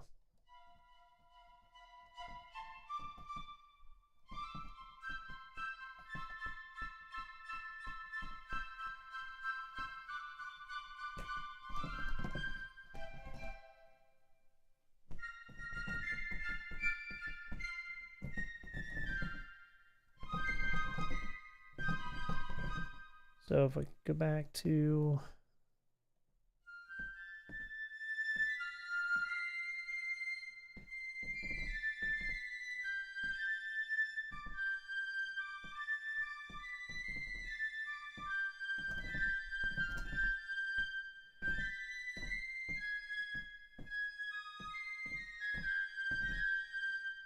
so if I disable legato,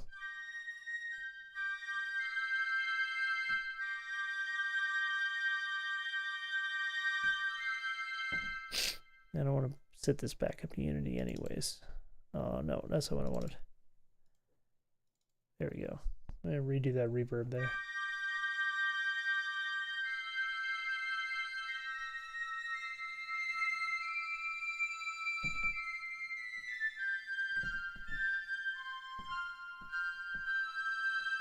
It might be a bit much.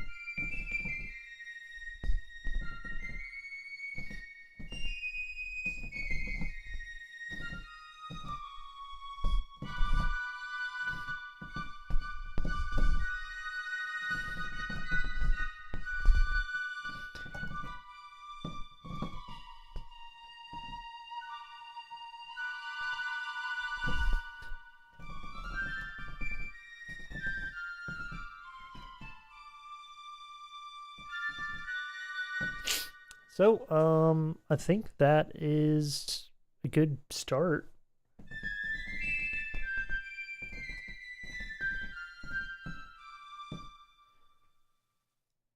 Now, if I throw some, I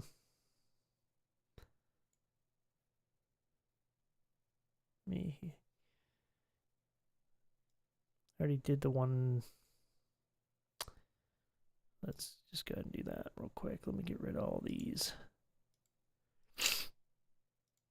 parameter modulations so that we don't get any surprises.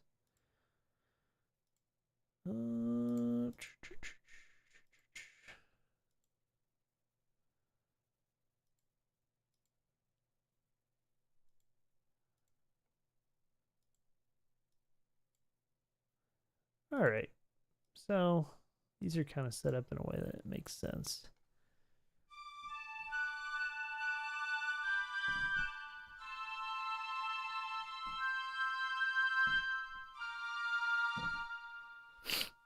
if I throw, do I want to do legato?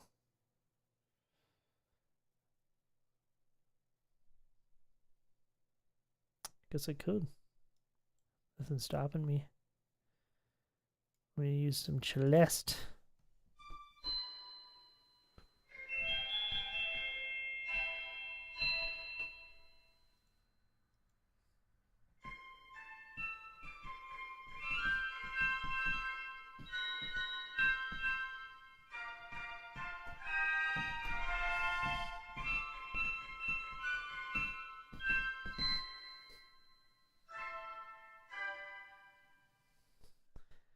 It's really not two instruments down. So, because what I'm going to do now is I'm going to duplicate it. Once I'm happy with it, I'm going to duplicate it and then balance each articulation separately, and then it'll be on its own channel. But also, I explained a lot of what I was doing in the first place. So, like, just to compare, well, I'll do that in a second. Let me actually just kind of see how everything sits, because that's a big thing, is making sure everything's going to sit right. I'm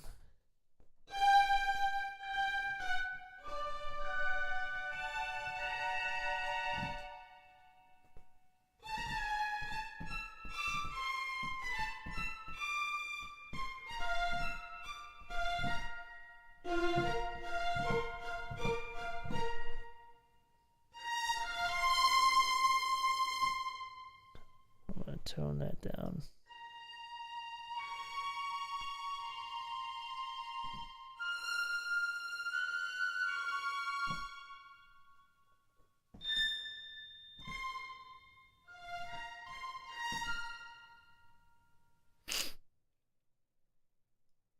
There's a freaking harp in there because I've got it. I think I'm just going to throw the piccolo up an octave like a normal person would. And I'm just going to temporarily do that like this.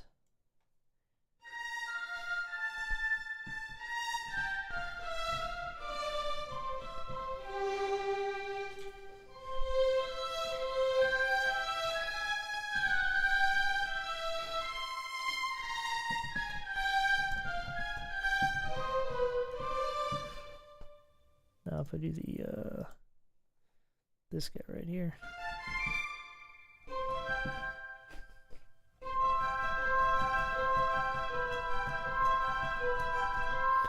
What's that from?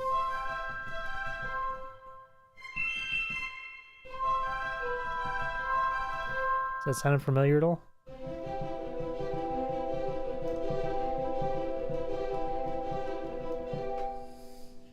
Yes, no?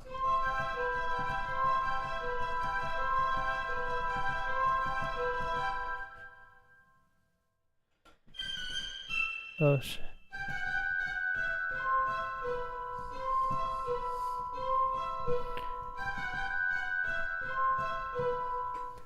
Well, if I do the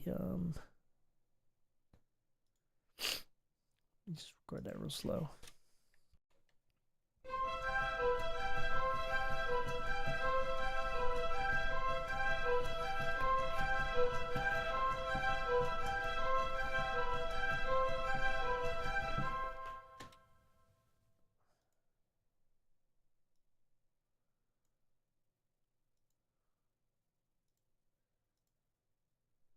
And then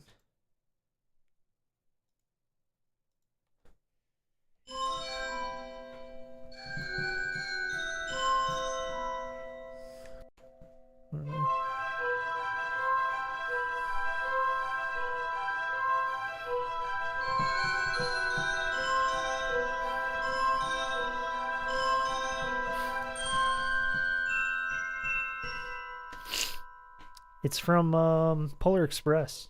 I've never actually watched the movie, but Sylvester did the score, and I love it.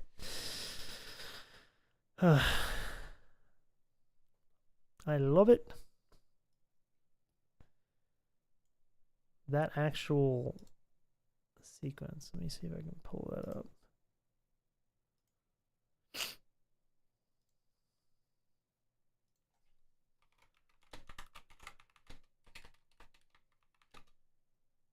I think there was a score analysis for one of these. I think it's this one. Yeah.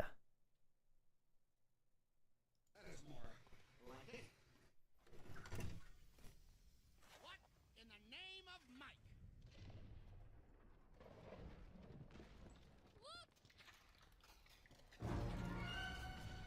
Get us the blazes out of here!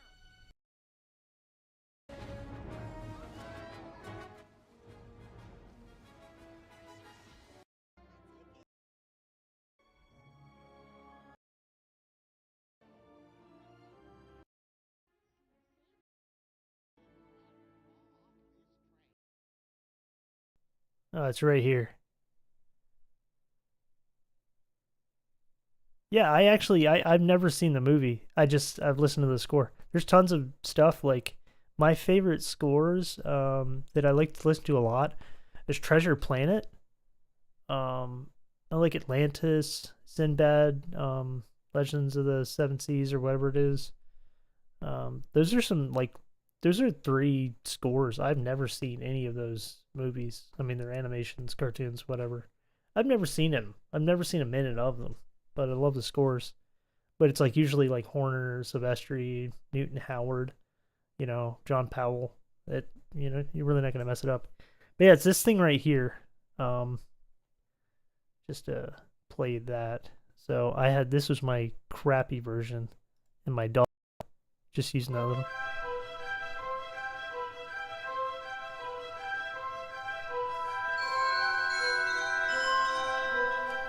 Even though the instrumentation is terrible, but on my end, but that's what the little doubles reminded me of.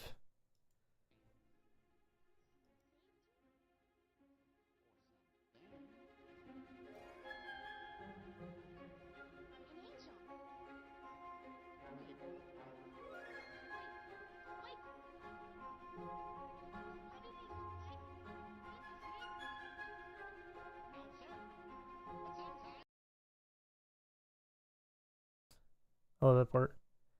Um, I actually used something similar to that in this little Christmas testy thingy that I was inspired by. Let me just go and see. Is this on here? Is it gonna come up with mine? Yeah. This was because I was playing with staff pad at work and I was trying to balance a template. So this was like I did a little short, just random piece. So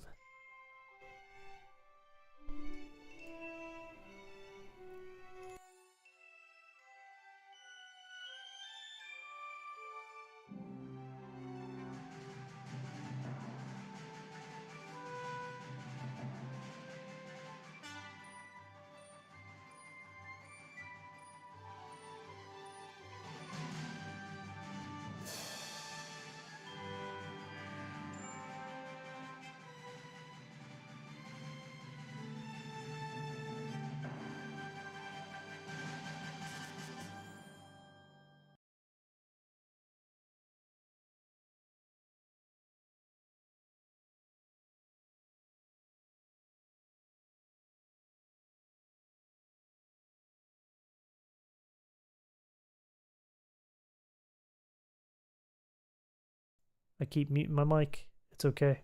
So that was a little Christmas piece I did, trying to balance my staff pad because I got that a while back with some of the Berlin libraries, and I was just trying to balance a template on staff pad. So I just made a little piece, and I was like, I'm gonna use the little double stroke thing for something Christmassy too, even though I didn't use the progression or melody or anything, but it was loosely inspired by, which is kind of the whole point. All right, back to this. So,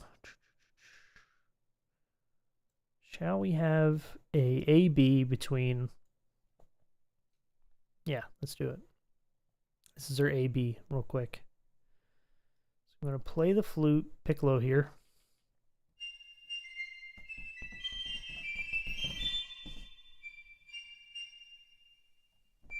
Oh, I gotta take the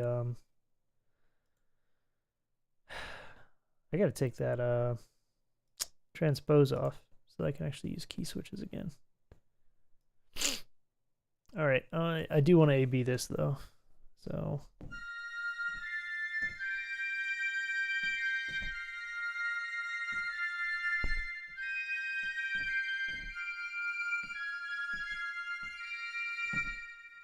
So that's the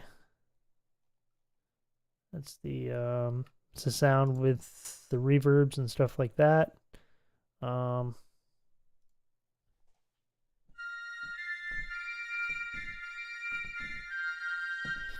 and then if I disable, this time I'm going to mute instead of solo. This is just a single mic.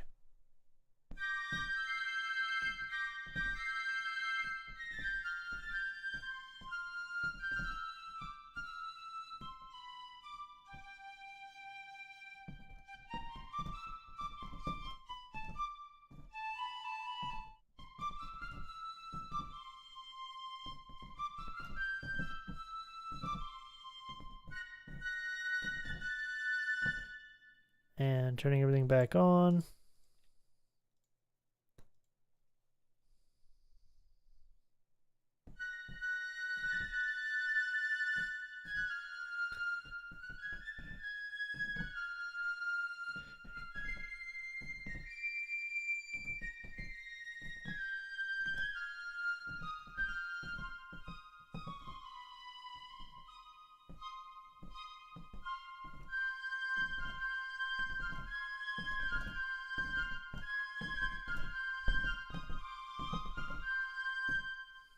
And again, turning it all back off.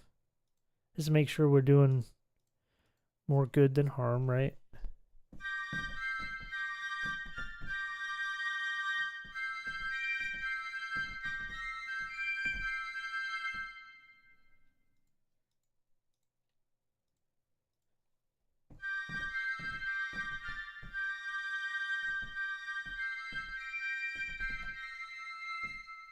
So it's definitely feels more cinematic, feels more three-dimensional.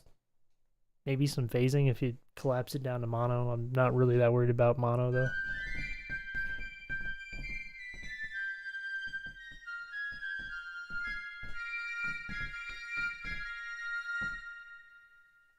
Yeah. And it's nice, bright, brilliant, but outside of that high B flat, it actually is pleasant. Now, the other trick is with all that, if you haven't, I actually love automating volume at the same time. I think it's just the way to go. Because you can get like the perfect tone and then just increase the volume. So it's always going to sound pleasant. It's always going to be what you intended. So if you want something to sound brighter, you can increase the CC1 and lower the I'm going to use CC2, but you can lower the volume and increase the dynamic. Or the opposite, if you want something to be much more pleasant, drop it down to like a mezzo piano somewhere around there with the CC1, but then raise up the CC2 or volume. In my case, you could use CC7 or whatever. So I am just going to use like a short little doing automation with this window is kind of a pain in the nuts. That's my cat, by the way. I took that picture with my own flesh and blood. All right. I'm thinking that this might help. It's going to seem a little squirrely. I know what you're thinking. But that should be good. Really don't need the libraries either. I don't know why this is on here, but that's okay. All right, so I'm going to get rid of those two. Add a parameter. Here you go. Learning.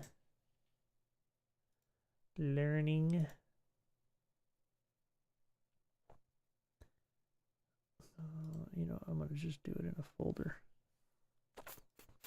Folder sounds good to me. All right, folder. Here we go. All right. And this will look better in the end anyways to just put it in a folder. The nice thing about folders in VEPRO is it functions as more like a VCA. So now I'm going to automate that. So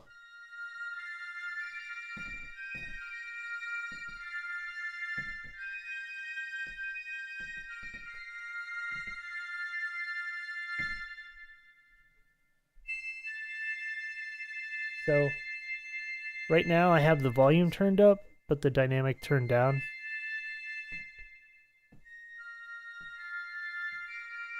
So it's kind of hairier sounding, and it's got more bottom end versus the opposite.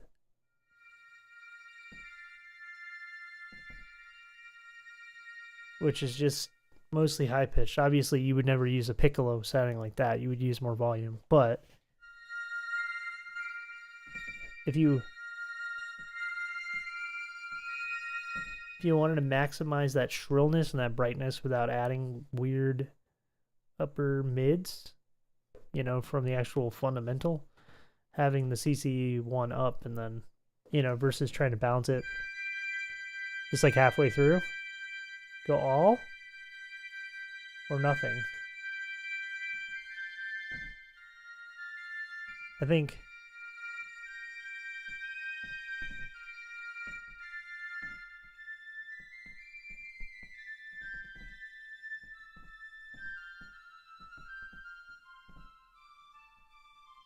now that is like almost like a tin flute, a distant tin flute. All because, you know, just blend it in. Now if I do this, if I throw that transpose back on, can I still do that? Yeah, let me do that. Let me throw the transpose back on. And now let me balance that in with the violin, because I can essentially balance the violin at that point. Or balance with the violin by just using the...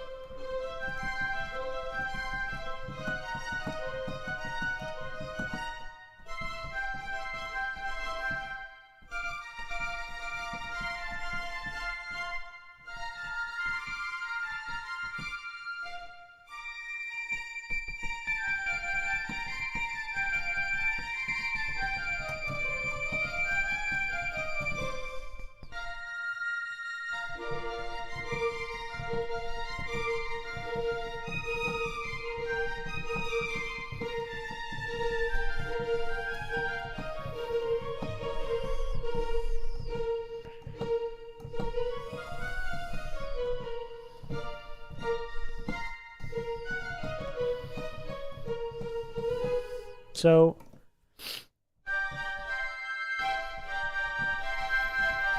now if I...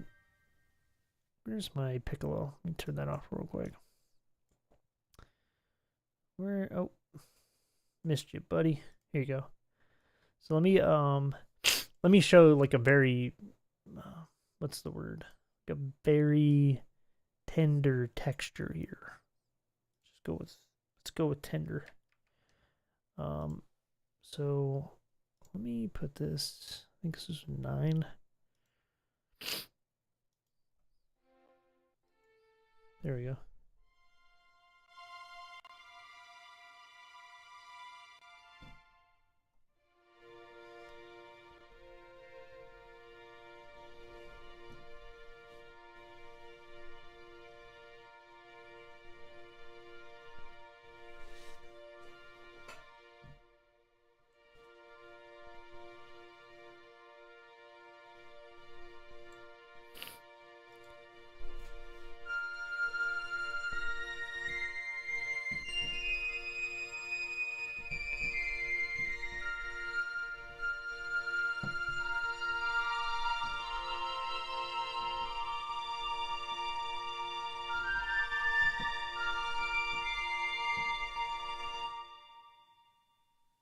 wish I could get.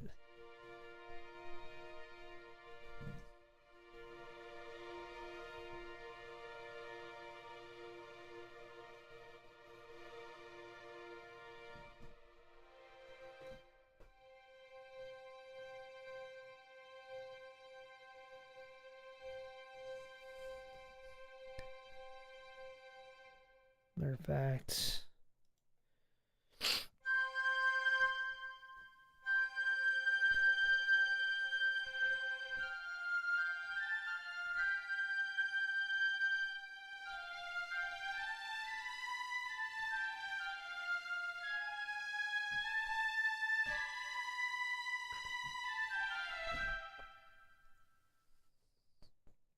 All right.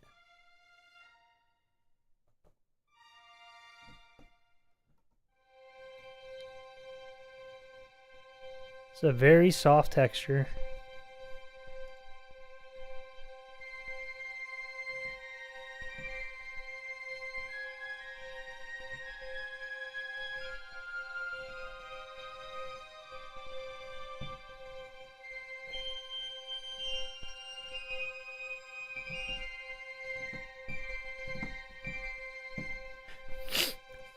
Let me even drop the octave thing again real quick.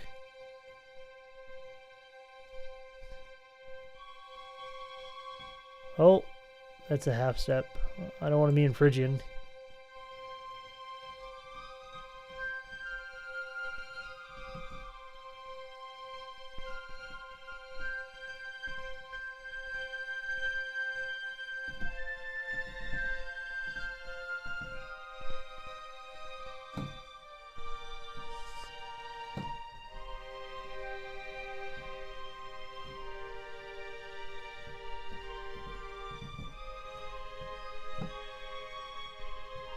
I didn't like that D flat, I'm sorry.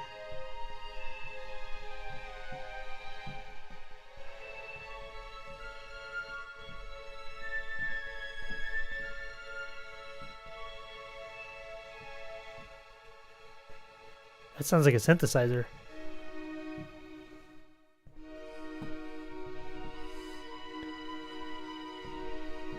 Now if I do a little bit more of like a lead texture here, I can bring up that, pick a little wee bit more. 1 second.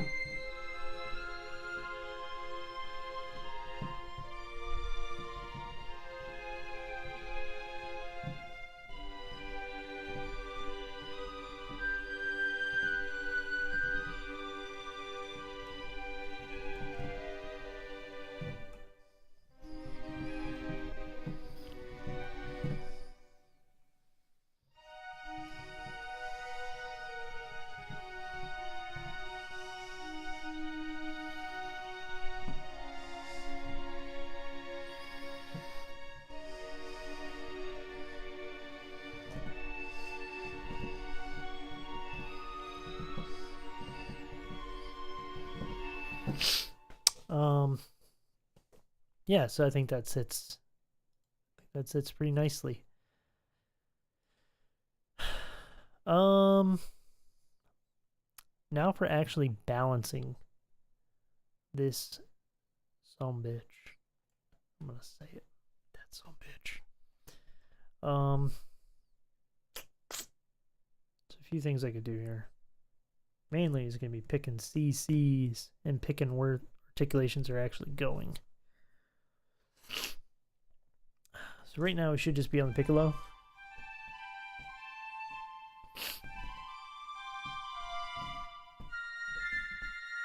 And I always balance using like a fourth or fifth, or sometimes a third, major third. But like that gives me a good baseline for what I actually need for balance. Gotta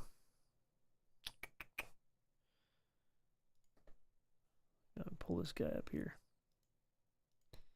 Gotta pull up this paint first. There we go. Because now that we have this, this is on channel 1-1.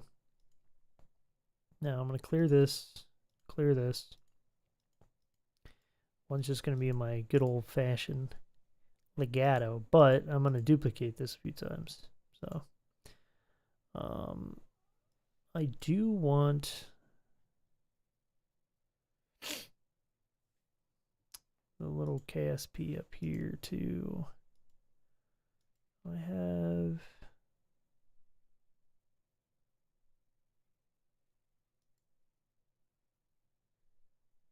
which one of these is the there was one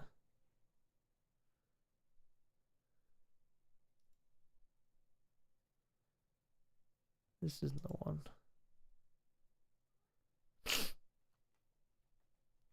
I just want to change the transformer. Yeah, here we go. This is exactly what I want. All right, so I'm going to change. I need 78. In theory, if I change this to, let's just say 3, I should be able to, well, let's just test the theory like this first. So I don't have to worry about any mishaps here. All right, we're good. That's all I needed. We did it. We did it, fam. Okay.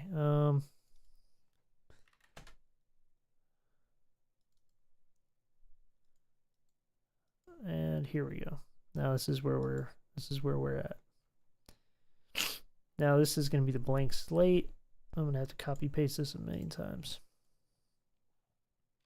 Not a million. 16 to be exact. Oh, that's not what I wanted. It's Control D. That's right.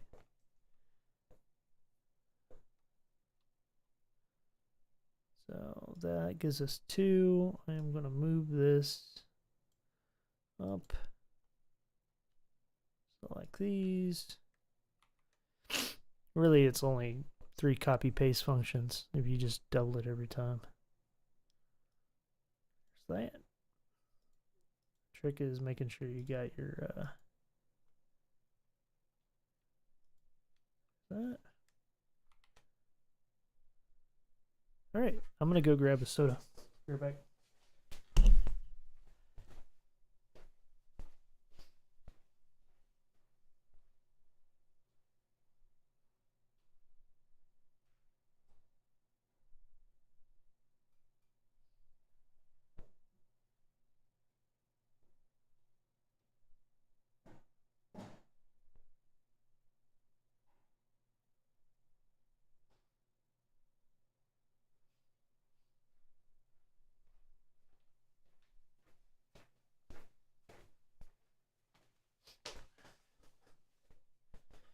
All right, I'm back.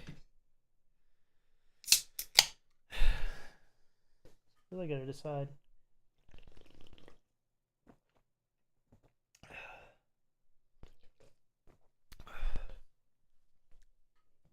Exactly what I plan on doing here. So obviously one's gonna be a. Oh, I gotta actually drag this up here. There we go. Now we're looking pretty. Then you go on each one of these and change the input. 2, 3. Oh yeah, back there. It's not actually hooked up yet at all. So right now, it's a couple chunk of change. It's like a half a used car. Well, I guess a half a new cheap car worth of practice pads because they're not hooked up at all. You can probably see from over here. It's TD 30 kV, but it's so.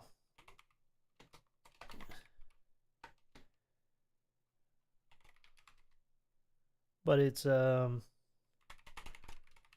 extra kick, and then extra tom, extra ride, and I can't remember how many cymbals it came in. I think it came with 3. So 1, 2, 3, 4, 5. I think I got 5 extra cymbals.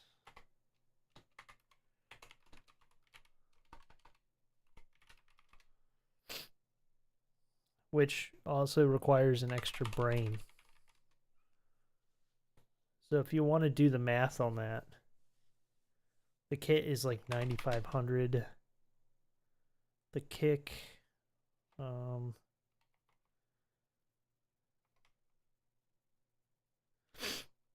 kick was 1,200, I think. Yeah, 1,200. The tom was like 500. Ride was like 550. Each one of those 400 times 5 for the cymbals, and 2,100 for the brain. I think that's all the stuff.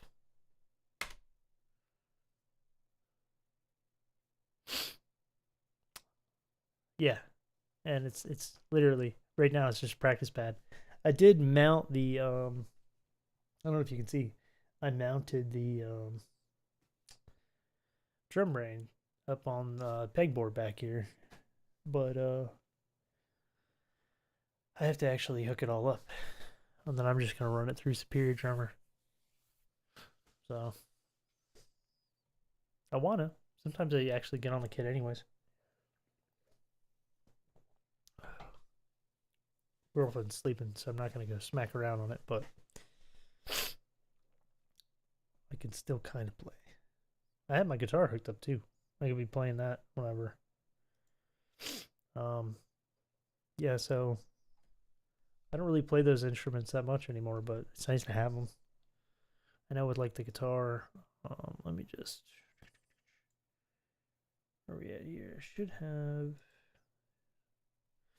I don't want to play this too loud, but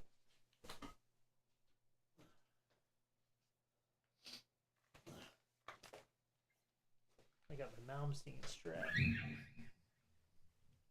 Let me shut the door.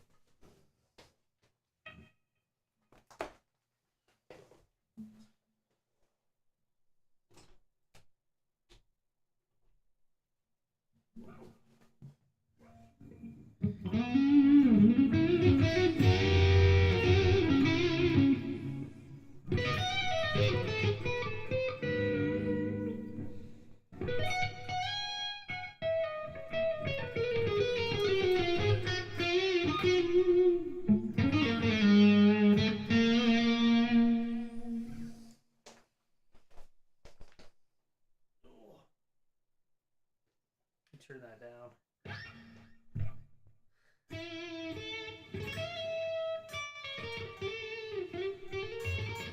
Well, I can still kind of play, but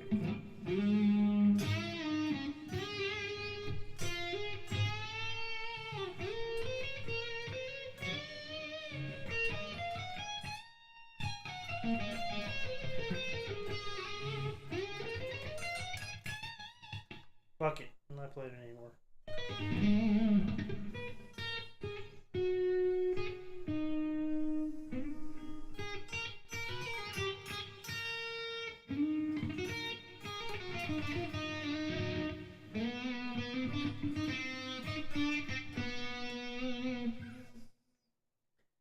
But, you know, it is a nice decoration. I mean, essentially, that's what my guitar is too right now. It's a decoration. Yeah, I got rid of my 7 and everything like that a while back.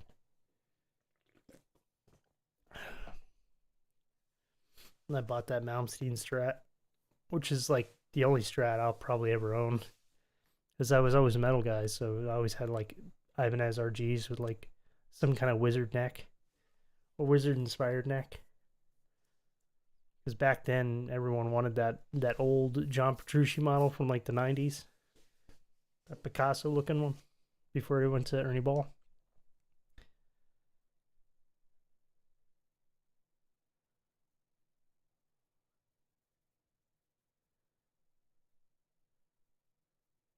Yeah.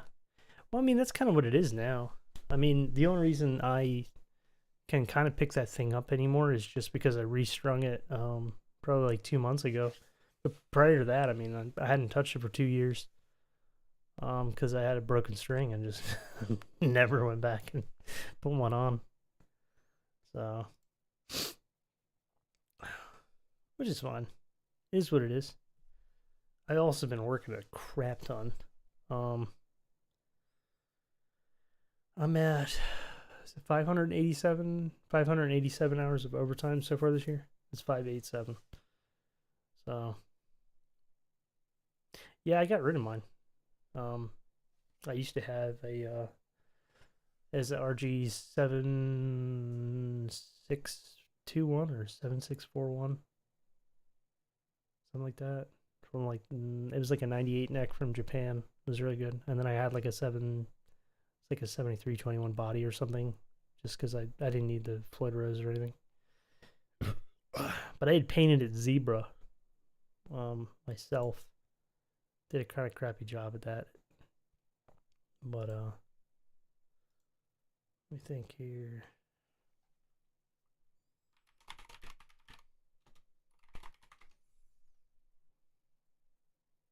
I know there's some videos that use that old guitar. My old one of my old channels. There it is. There's one of them. Where was the there was one video that probably is a little bit better quality. Said I'd be able to find it. You can kind of see it in here.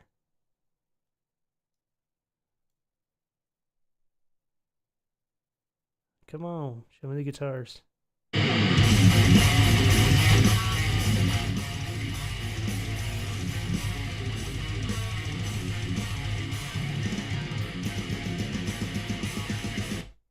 Yeah, so that was the I put those lime green DiMarzio Blaze in the bridge and the neck. So I painted it in zebra, and then I also put lime green pickups in. So yeah, those are just so weird, and there's no reason not to make it yourself either way. So I don't understand why anybody's like, oh yeah, man, get some power chords on the guitar as a sample library. It was actually a sample library that I'm sure people have freaking sold. I'm like, well, I mean, it's really not complicated to get a good guitar sound with all the plugins these days. You know? Like, maybe I should make a power chord library, sell that. It's a good thing I don't like money. I just like stuff. And then I need to, yeah. You know where this is going. All right. What have we here? So we're back to the piccolo. This is going to need a instance of contact. This is the one. Yeah, looks good. Looks great. Thanks. All right. So yeah, this is what I'm using here is I'm using Flex Router and Contact as a multi-script, and then a bunch of blank instruments. Like these are just blank instrument. That's it. And then now you can see in here right now 2 is lighting up on there. Right here you can see the 2 little green lights up. And then I hit another key switch. The 3 lights up. The 4 and 5, and then should be the 4 and the 5. And the other cool thing about using the flex router, all the MIDI actually passes through still. So that's nice. And then on top of that, I can stack articulations. So you can see I can hit 1 and 2, or 2 and 3, or 1, 2, and 3. Or if I want, I can arm all 16 channels at the same time. But this is nice. So I'm going to go through channel 1, 2, and 3, and start building this out. So romantic vibrato, the first one here. I'm kind of torn on the second one, what I want to use. Is there like a... It's just the 2.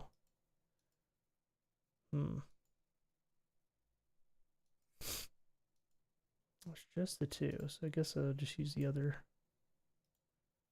I'm going to do this and lock these, so they got nowhere to go. And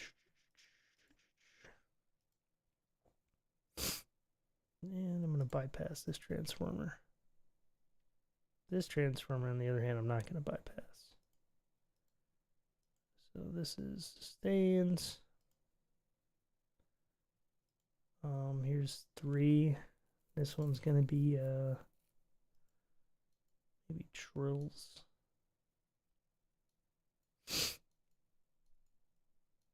Could do trills for 3. But if I'm going to do trills, I'm going to actually replace this to single articulation trills.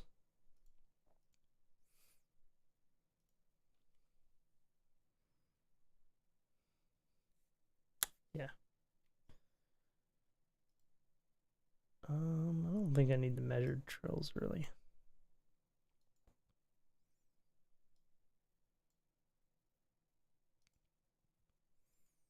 I might use them anyways, but I got the RAM. Don't need them though. And this one, I do have to change the output on that one. One real caveats right now.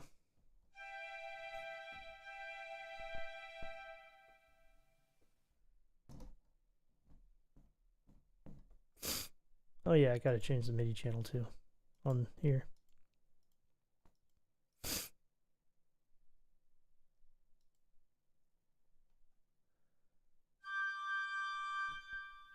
Yeah, you know, you should really give Flex Router a shot then, because you can just use Flex Router onto the tracks per articulation. And if you're using Reaper, you could actually set up. You'd have to split it up, but you can actually set it up in a way to where it will send. I mean, you could use that potentially 256 MIDI channels that way, but I don't know why you'd want to do that, because you'd have to have that many extra key switches. That wouldn't even make sense. But you can use the articulation per channels in Reaper, like you've got, and then just use an instance that takes in MIDI, goes into contact into Flex Router, and then sends, you know, channel 1, channel 2, to all those, and then just use Flex Router to switch between them. But a lot of people use Reticulate, which is also by TAC. I mean, Jason made both grip, the Flex Router script and the Reticulate, but I just like the workflow with using Flex Router a lot more, because I can have one MIDI track per instrument in general. So what I want here is I'm going to balance these two. So the first, I'm going to pick the 4th that I like.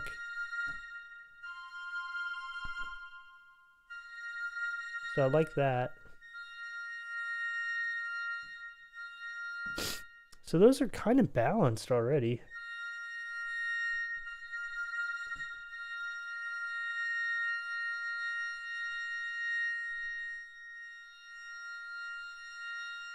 And I can actually hold one down, press the key switch, and then play the other one. And then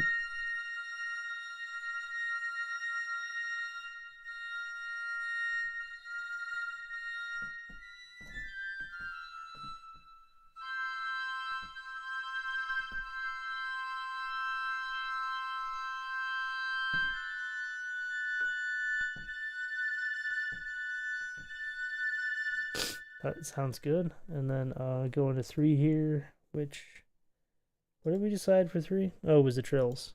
All right, so this one's going to be a little bit more interesting to balance, I guess. Not by a whole lot, though. So, hey. Oh, yeah.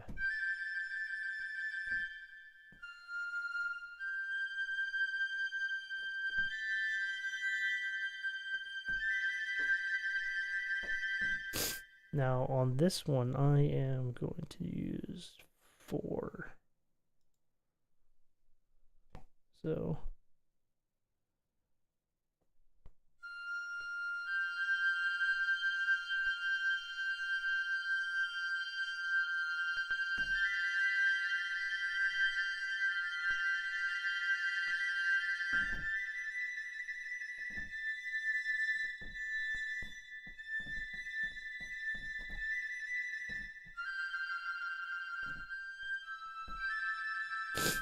it sounds good. Fourth articulation. I think I might use the measured trims on the 4th one here. Gotta set the actual MIDI channel.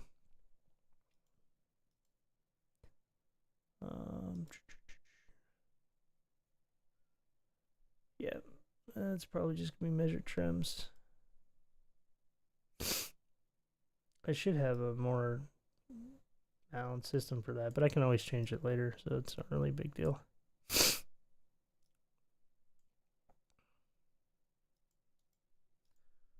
Four. Come on, let me in there. Might end up using the measured trims, not for measuredness.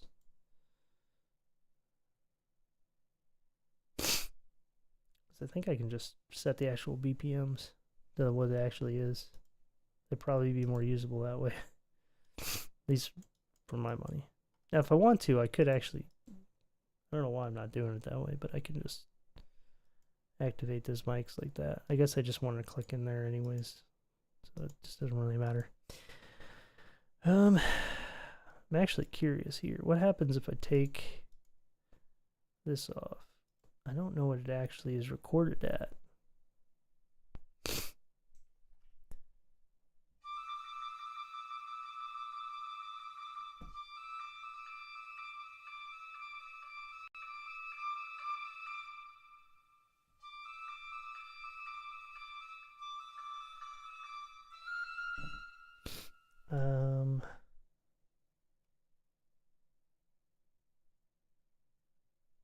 Where is the...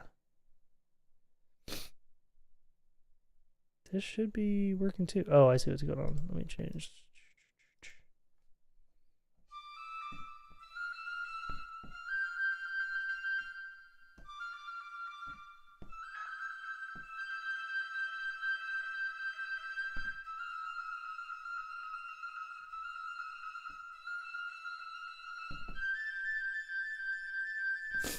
So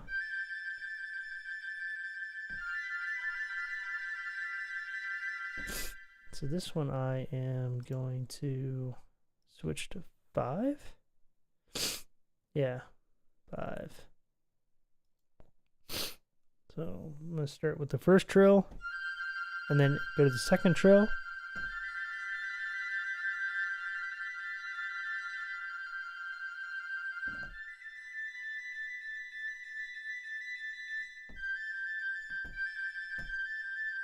Perfect. So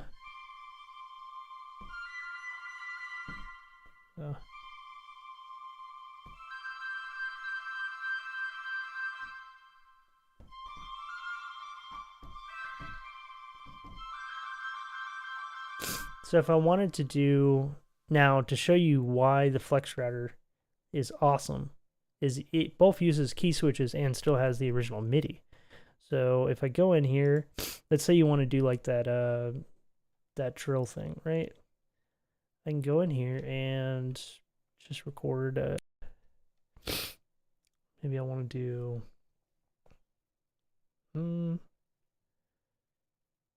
What's a good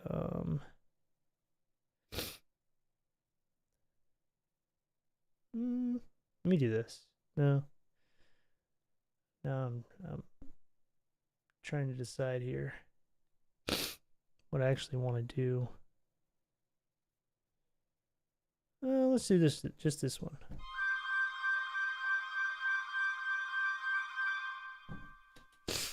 I can go in here and oh, can I though? I can go in here and manually throw in the key switches on the bottom, just like you normally would. As like you could step enter them in, or I could do it like this. So if I want this to be the channel 3, I just go in here and just change it to channel 3. And then change this to channel 2. Or 4, whatever, right? And then I can go in here, and if I want, I can actually draw in, you know, MIDI data here. So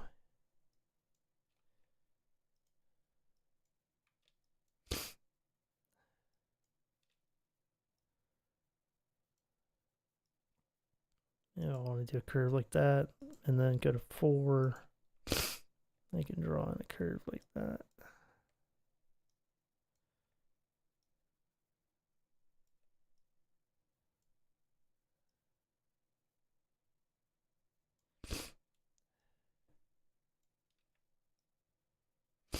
Right, and I can just like that.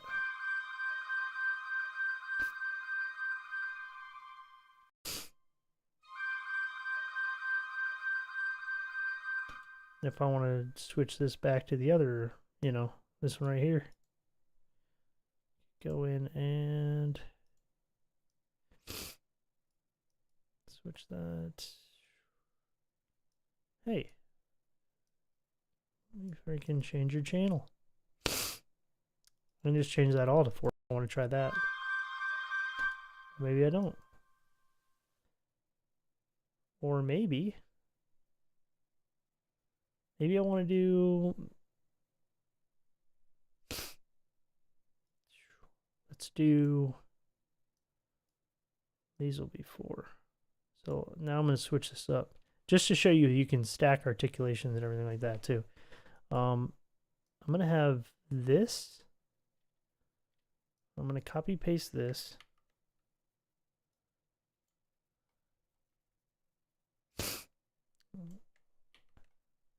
And I'm going to shift select this note, and I'm going to change these channels to 3. And then I'm going to change this channel to 1. So what's going to happen right now is, oh.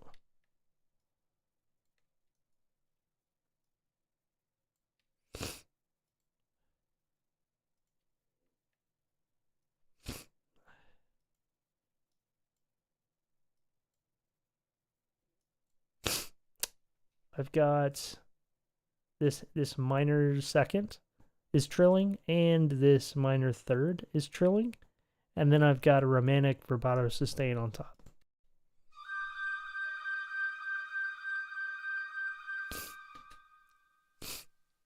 So seems a little weird, but you know, it just works. Or let's just say I'm playing a chord or something like that. Let's just scratch that. Just go re-record. Let's just do.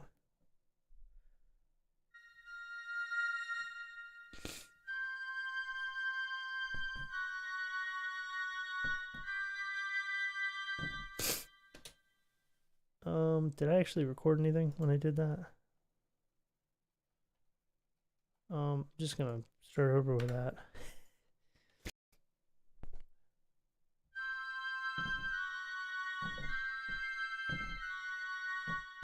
Can't believe I messed that up.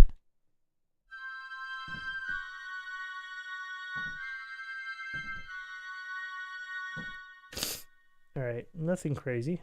But that's just using a sustain.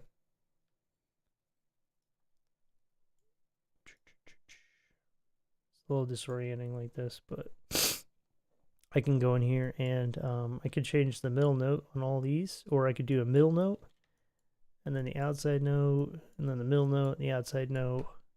Just change this to the other sustain on channel 2.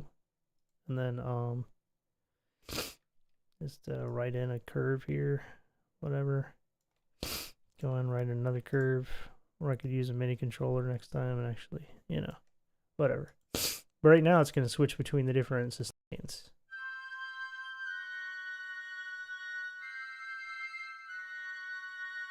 Notice how it had way less organ effect on that than if it had just been one or the other. I mean, we can compare and contrast real quick. We can do it. So if I do this, just select all these, just channel 1 here. So this is without using different sustains, playing triads.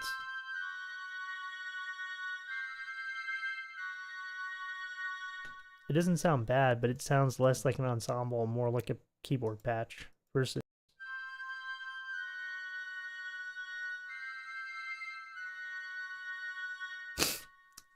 Because it's essentially it's going to act like a different player, and all I did there is alternate who had which part, and I split the parts up. This same trick works if you're using something like Berlin Woodwinds and you have like 2 bassoons and you want, you know, you want it to sound like you've got 3 bassoons playing chords. You can just use sustains and then have the middle voice played by the second bassoon, and then the second chord you just have the outer voices played by the second bassoon, and you just flip it. Same would work with shorts and stuff, and the shorts are really where this shines. Let me just show you how insanely quick this works. I actually have to in order for that to work, I'd actually have to add them in here. Let's actually continue on with our thing. I was gonna say I'd have to add in the longs here. All right, so let me go over here. Go to channel 5, channel 6, 7, channel 8. And once I do those 8 channels real quick, we'll be able to play a lot more with fun stuff. So if I go in here, it's going to be a long portato. Portato long. Potato portato. Nelly furtado. Alright. There's that.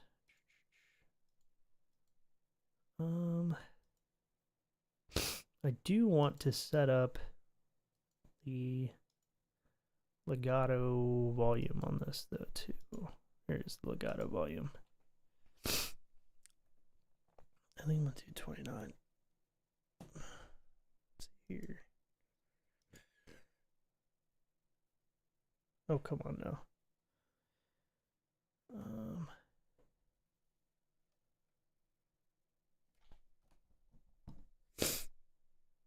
Oh, I have to change this to 5 as well. There we go. I change this to 5. I do want the legato volume though. That's going to be a big deal to me.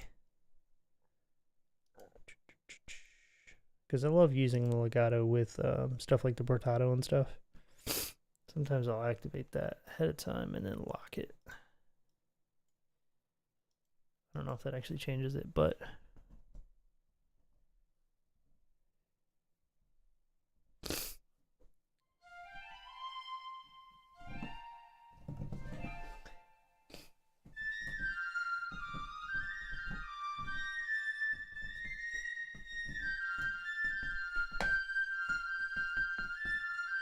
so legato volume, if I lower it all the way,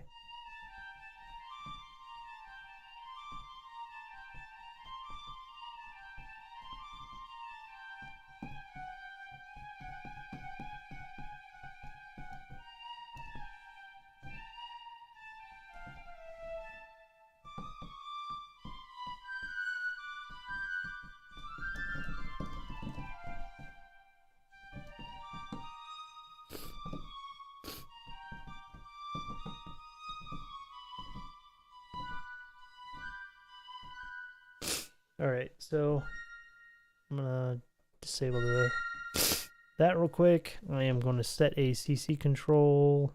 Let's do because 6 is the one. Yeah. Do you need to change? No, you did change the microphones already. Cool. All right.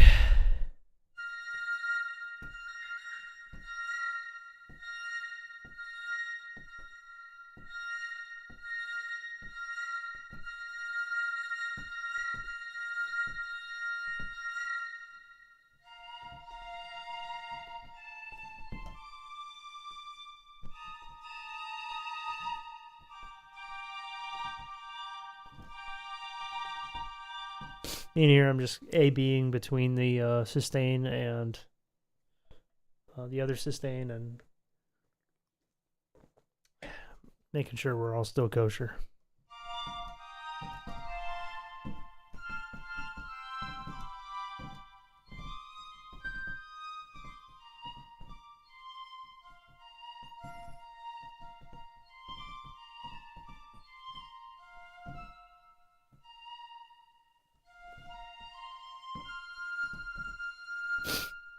And I like to do, when I do repeated sustains, like it's very common to do a second bowing, for instance, on a held note,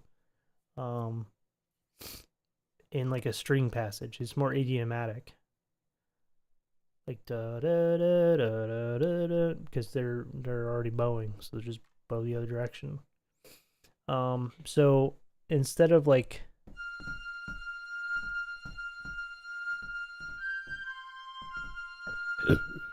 that was kind of jingle bellsy, but which it sounds not bad, but if you alternate sustain and then like a portato,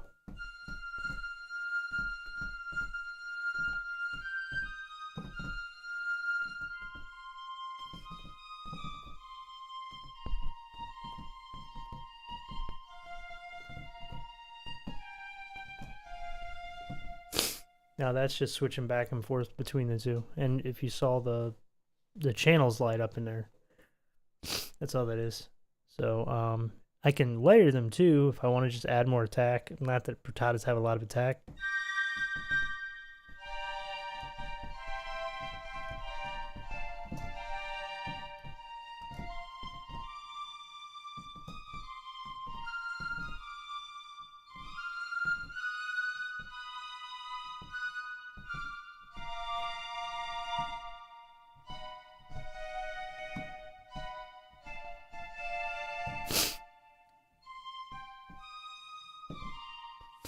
Now, that sounds like an ensemble already. Sounds like a pair of piccolos to me. So that's another cheap and easy way using the flex router. If I want to, I can just layer 2 long articulations. I could do the same thing with the longs.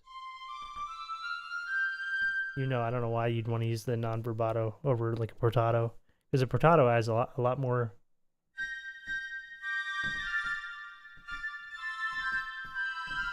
It adds a lot more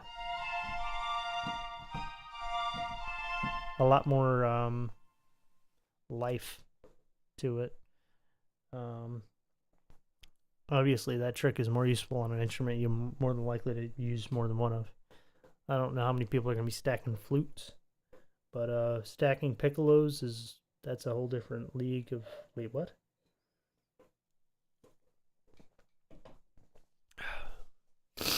Flutes in unison is scary.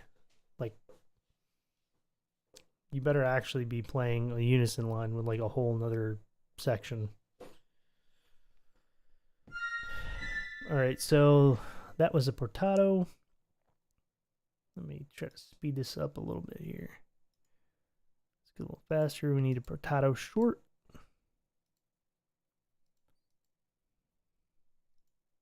In this one again, I'm going to need that legato.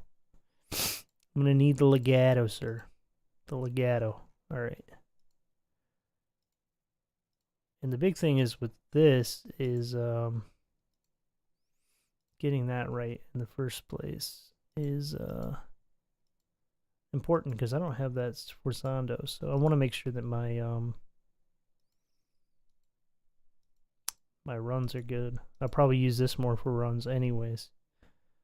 So, because I like sometimes to use like repeated figures in my runs. So, go ahead and change these to 6. Number of the beast. All right. Is it working? Oh, shit.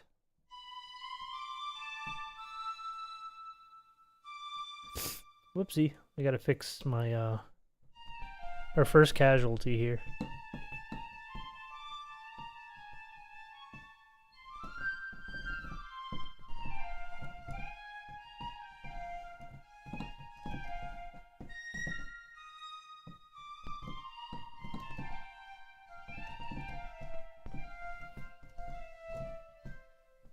There we go. That was my first casualty. I'm sorry. I failed. Oh, come on now. There we go. Now we're good. All right.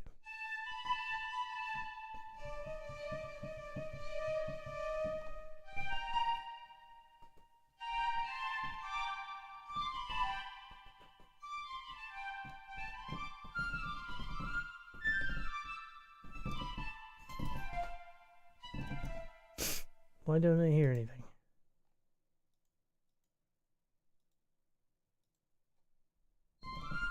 Oh, that's why.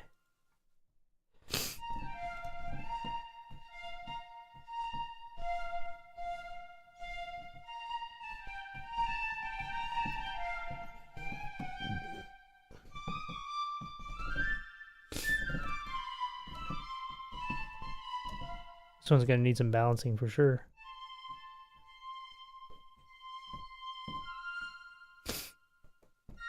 I'm gonna turn my legato off. And for this one, I think we will use, I used, I think 6 last time. Used 5 for that. And then this one was 6.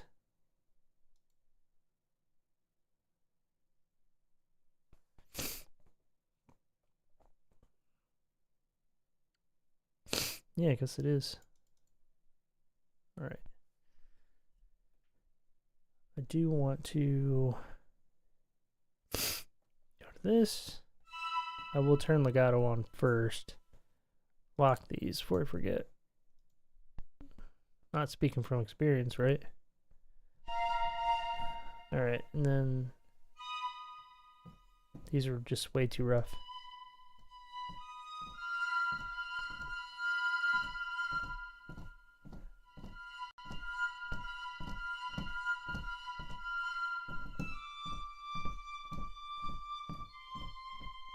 Now I'm just alternating between the long and the short portados.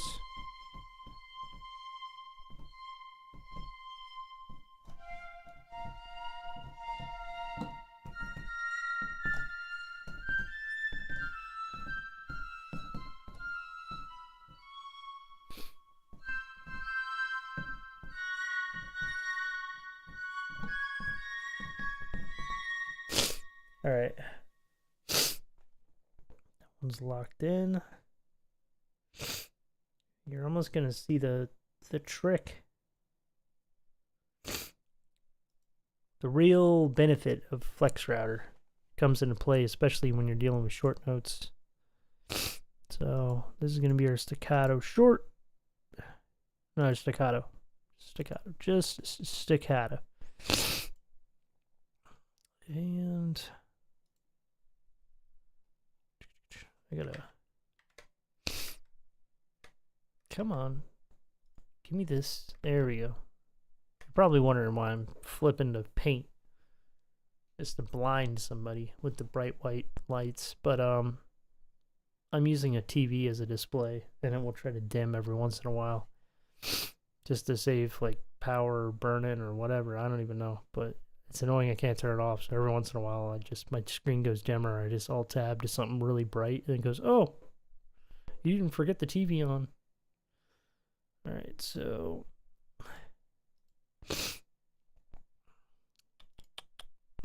there's that one.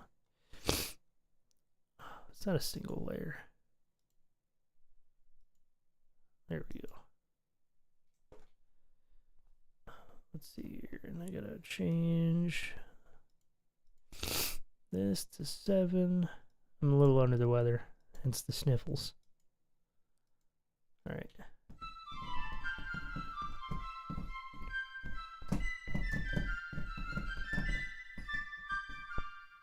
All right, and I'm gonna use 8 on this one.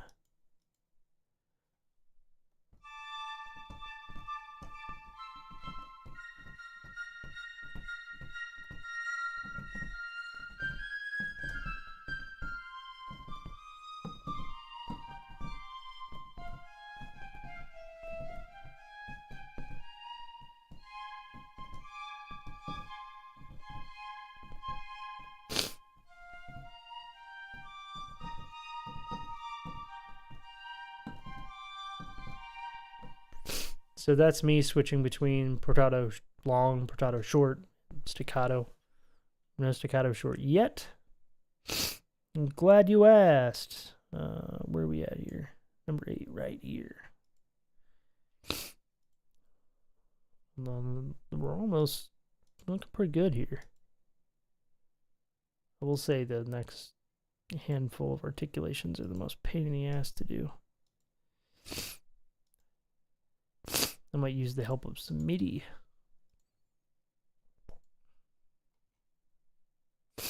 All right. This one's 9. CC 9? Question mark. All right.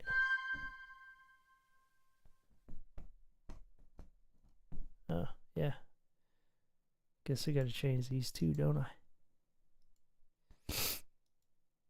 Oh, what the? No. 9.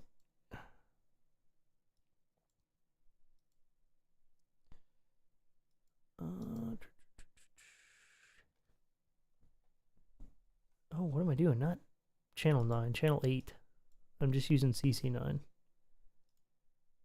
What the French toast is going on here? Alright, let's try that again. Nice.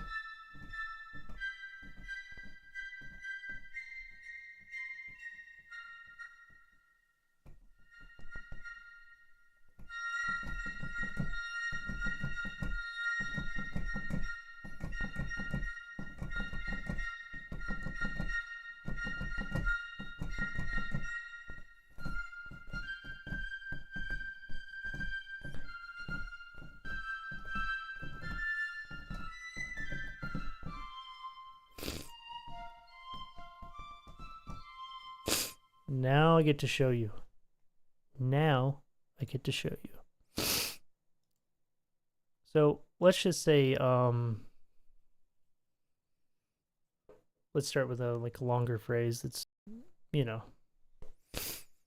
let's just use a regular, legato patch, I guess. Maybe not. Guess I should actually hit record. I'll record using just a long patch.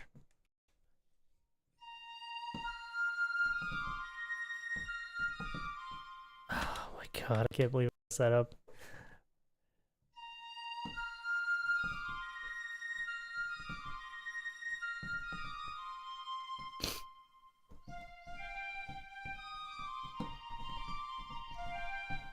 Fuck. I give up. I give up.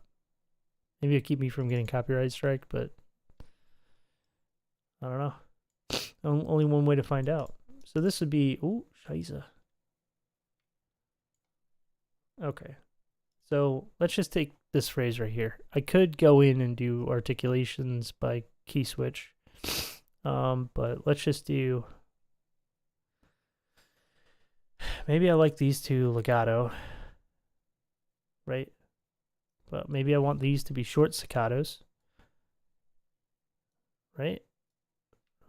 So I'm going to select all the short staccatos, and I'm going to change this over here. I want this to dun, da, da. All those I want to be short staccatos. So I can go in here, change that to channel 8. Maybe I want this one to be the other kind of staccato.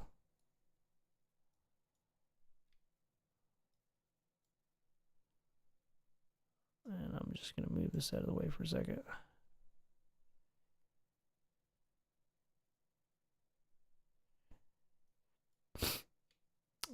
Like that. Change that to channel 7. And I can actually use a key binding on my mouse, which, I can't pick up to show you, but I got 12 thumb buttons. I can actually just use a key binding to do that, or use a MIDI controller to change these to a certain channel or whatever. So maybe I want these to be longs 1. Let's go and throw in my key bind here. Yeah, it sounds good. Dun, dun, dun, dun. Maybe I want this to be long portados.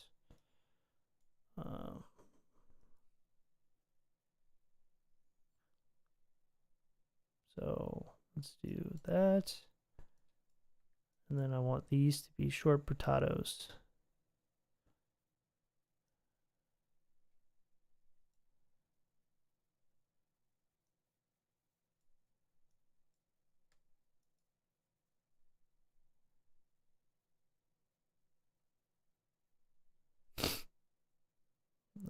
Not that one. Yeah.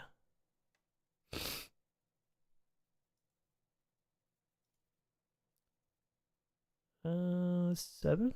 Yeah. I think that's probably good. So.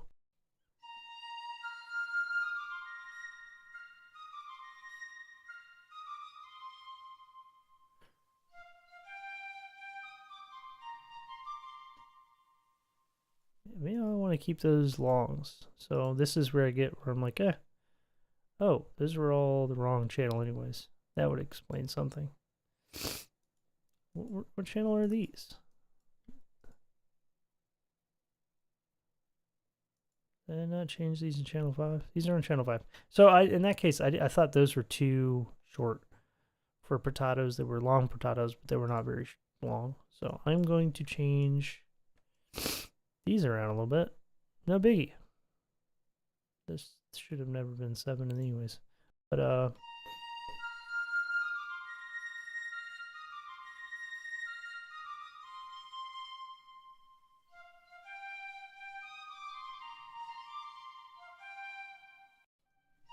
want to fix that.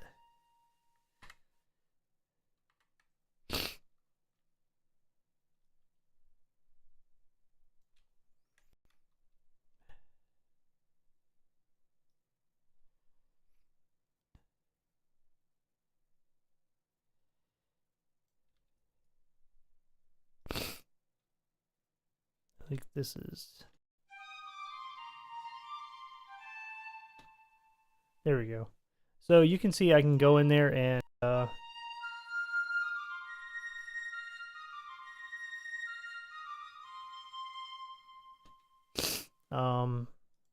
and then so like let's say I want to add like a little bit of a it was like a dip there. It would be channel 6. I can go in here and just do channel 6. This.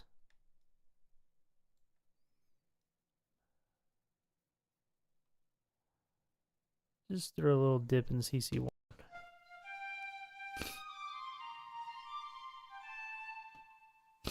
And then maybe I don't like this one being so obnoxious.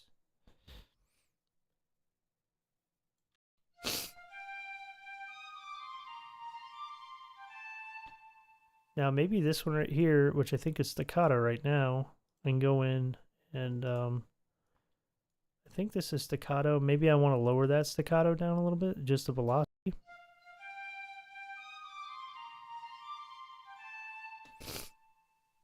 Just like if I go in the beginning here, if any of these stick out,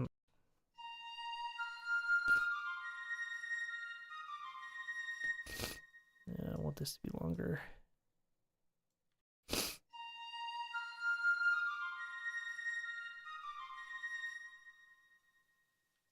I want to drop these down a little bit. Hey, this guy.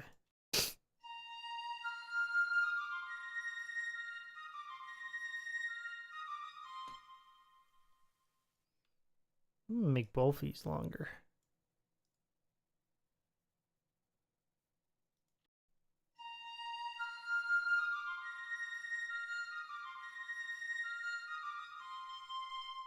See how that phrase works?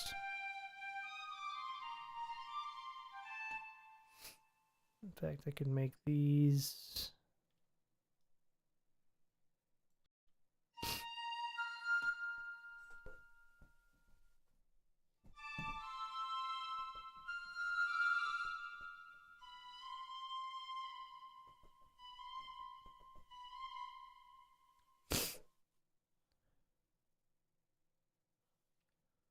Whoa there.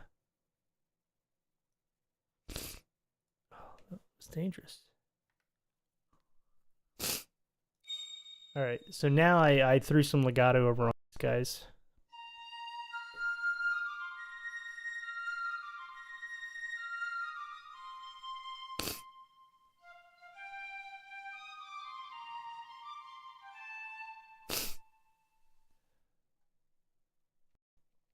So you can see where you can sculpt a phrase really easily just in one MIDI editor.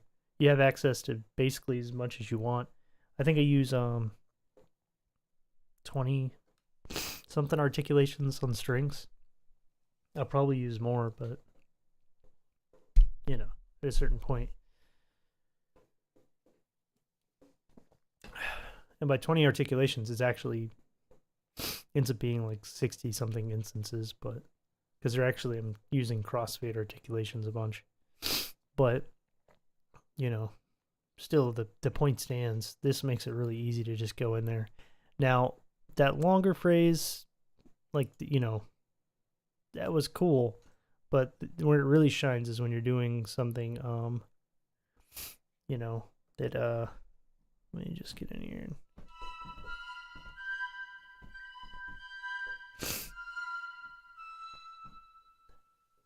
so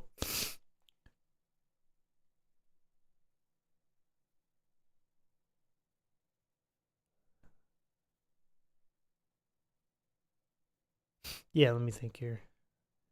Well, I just think if you were doing like a I'm not gonna do exactly like Scherzo from X-Wing, but for X-Wings or whatever, but just something like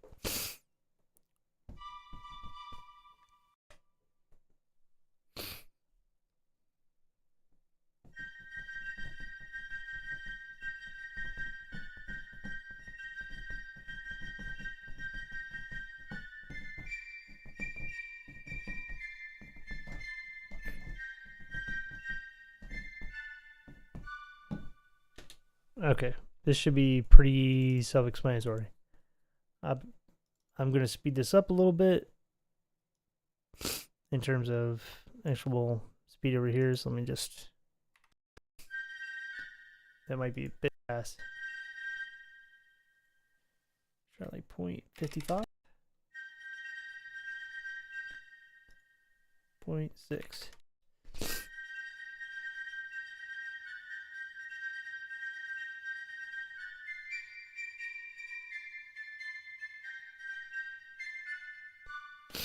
Now, I know that sounds amazing, right? But really what's going on here? I gotta remember to kind of bias this. There you go. Sometimes I think I might actually start doing this so that you can actually see, and then I know you can see. So let's go in here where it's got bump, back down, right? We could take these.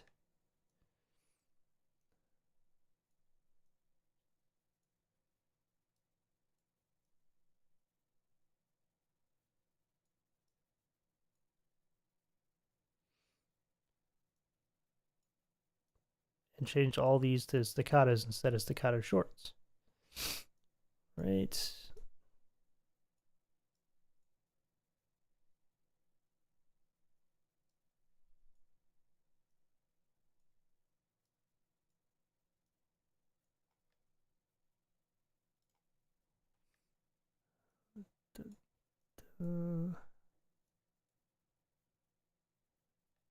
All right. These will just change the channel. Staccato shorts.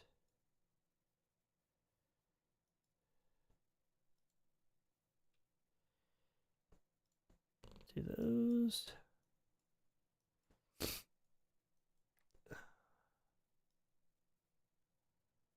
Yeah, that's good. And then I just change these.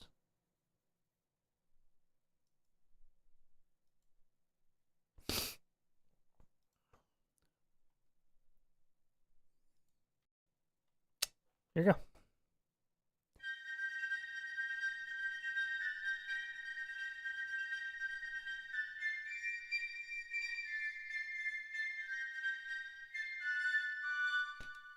Done.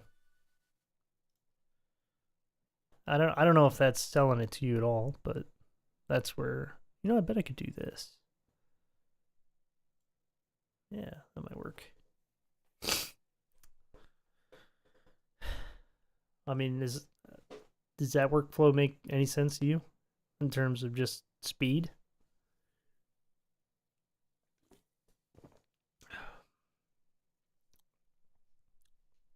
I mean, this is actually technically key switching. So the nice thing is I can actually go in here, and at any point if I want to stack, I can either copy paste the same MIDI and then change the MIDI channel to duplicated. Or I can just draw it in. It doesn't even matter. So like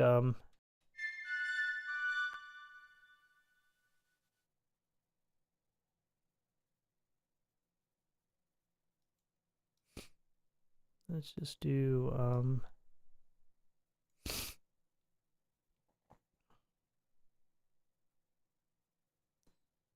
what chord am I doing here? D major.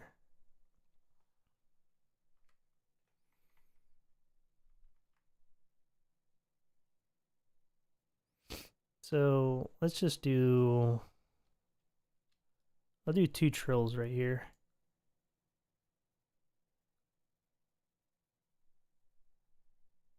Actually,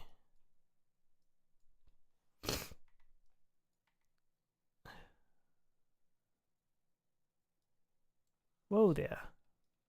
Whoa there. I don't know how this is actually going to sound like this, but we're going to give it a shot. So these I want to do 4 for those trills. So just to throw it in.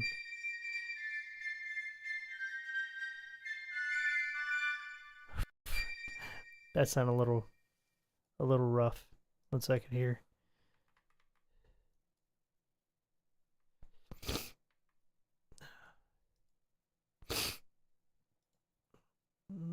Let's try this.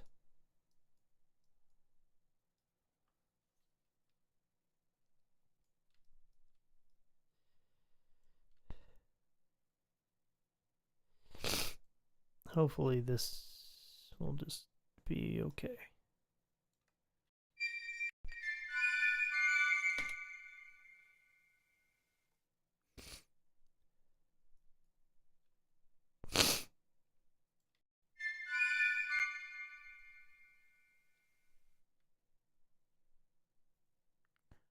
Oh, you know what? I actually really like the idea of dun, dun, dun. Let me I can actually draw in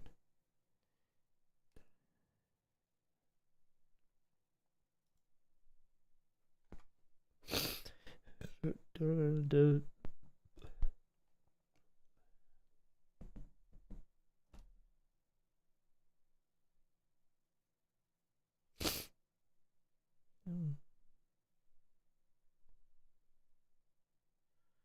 I want this?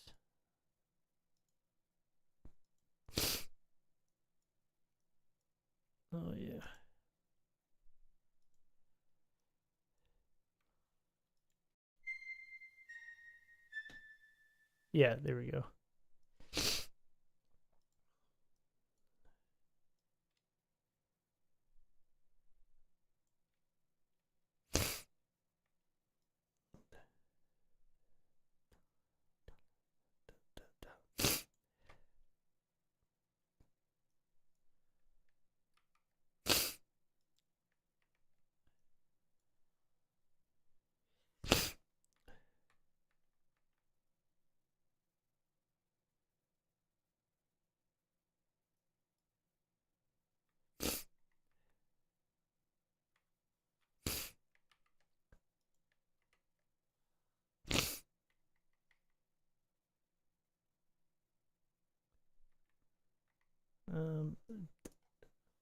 Thinking dun dun dun. I want to do the half cadence, but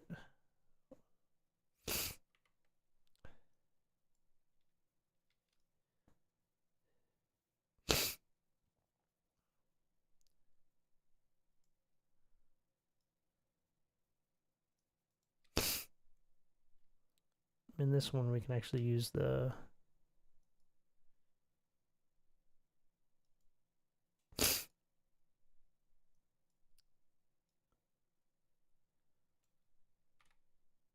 oh, come on now. I want to split at my cursor.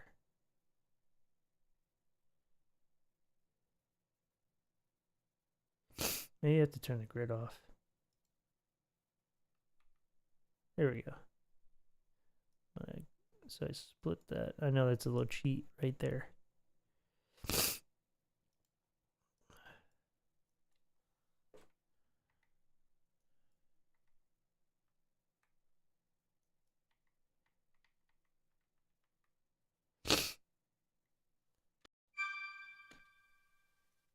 Alright, these ones should be 1. Alright, so. Whoa, what the heck? I have no idea how that happened. What is going on? Maybe I'm at.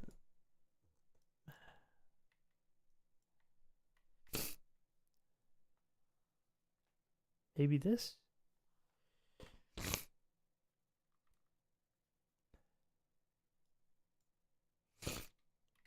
I think that's too low for piccolo.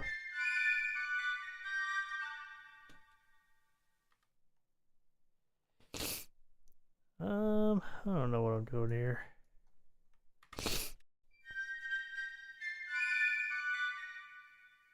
Did this get moved down at some point? It did. Something got moved a half step.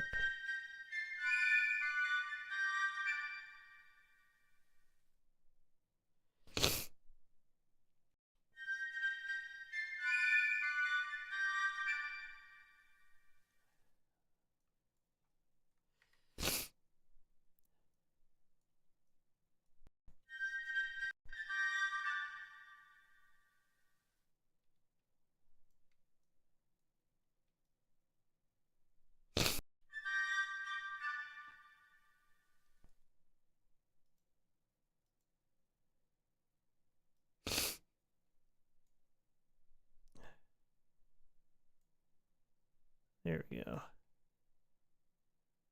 I had to switch the key switch right there. That was the problem. What? No. We did this already.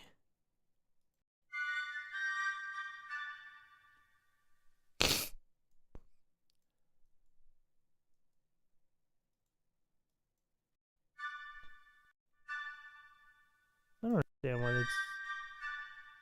it's. Oh well, I'll just change it to 5 for now. There we go. And I really kind of want to accentuate this, so I am going to boost this up a bit.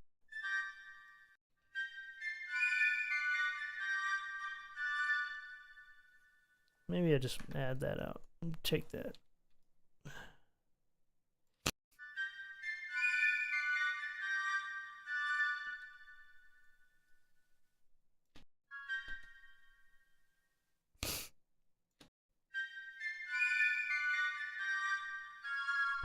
Whoa there.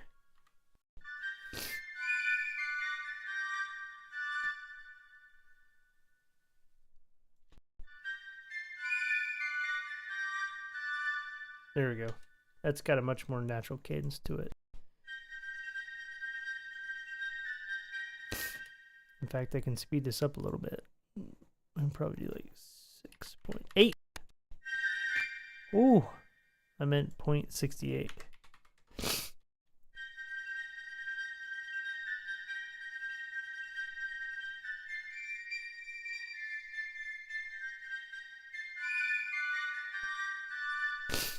So you can see where, like, having everything right there, right with the MIDI you're working with to be able to sculpt the phrase is just ideal. Because it's like, I don't want to be like, ooh, I'm going to play a staccato part.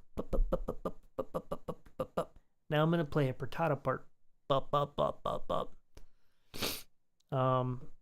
Nor is it fun to go back and draw in the MIDI and all that other stuff. But at the same time, though, right in here, I've got the best of both worlds. I can track using a staccato and then just switch in long notes when I need it, or vice versa. I can track with the long notes like you saw with the Star Wars thing, and then just drop in the short notes when I need it.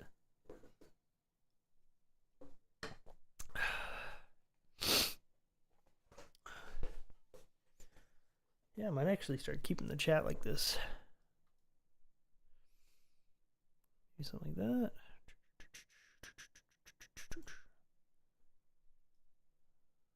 Kind of like that.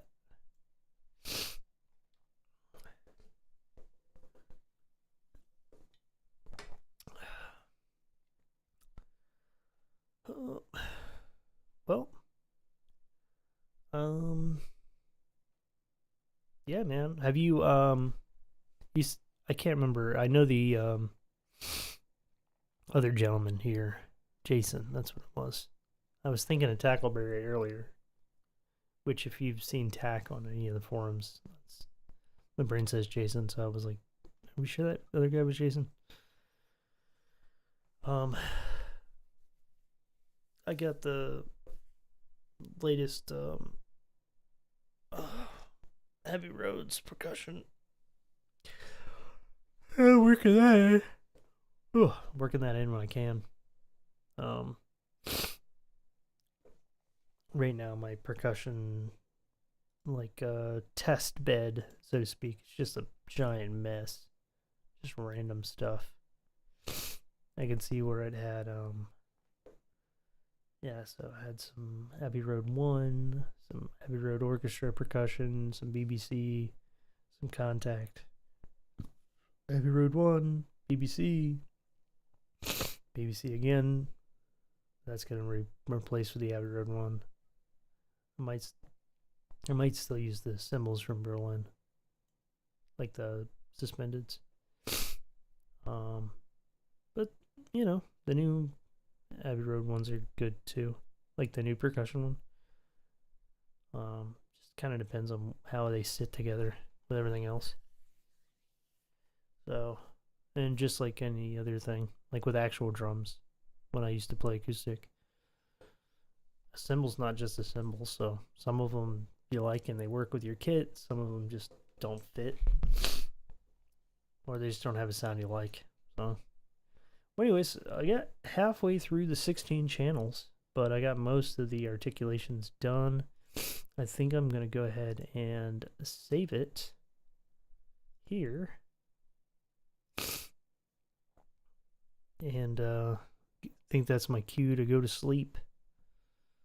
Anyways, thanks, Samarius. I'm trying to document my my journey with the template here. That way, if anybody asks me how I got my XYZ sound, it's all kind of documented. I tried doing this on Twitch a while back, but saving it on Twitch and downloading it from Twitch and then uploading it to YouTube, it's just a pain. So I'm going to try to just stream on YouTube. So you should be able to catch up from this. I'll eventually make a playlist. Other than that, I will be streaming again tomorrow. Hopefully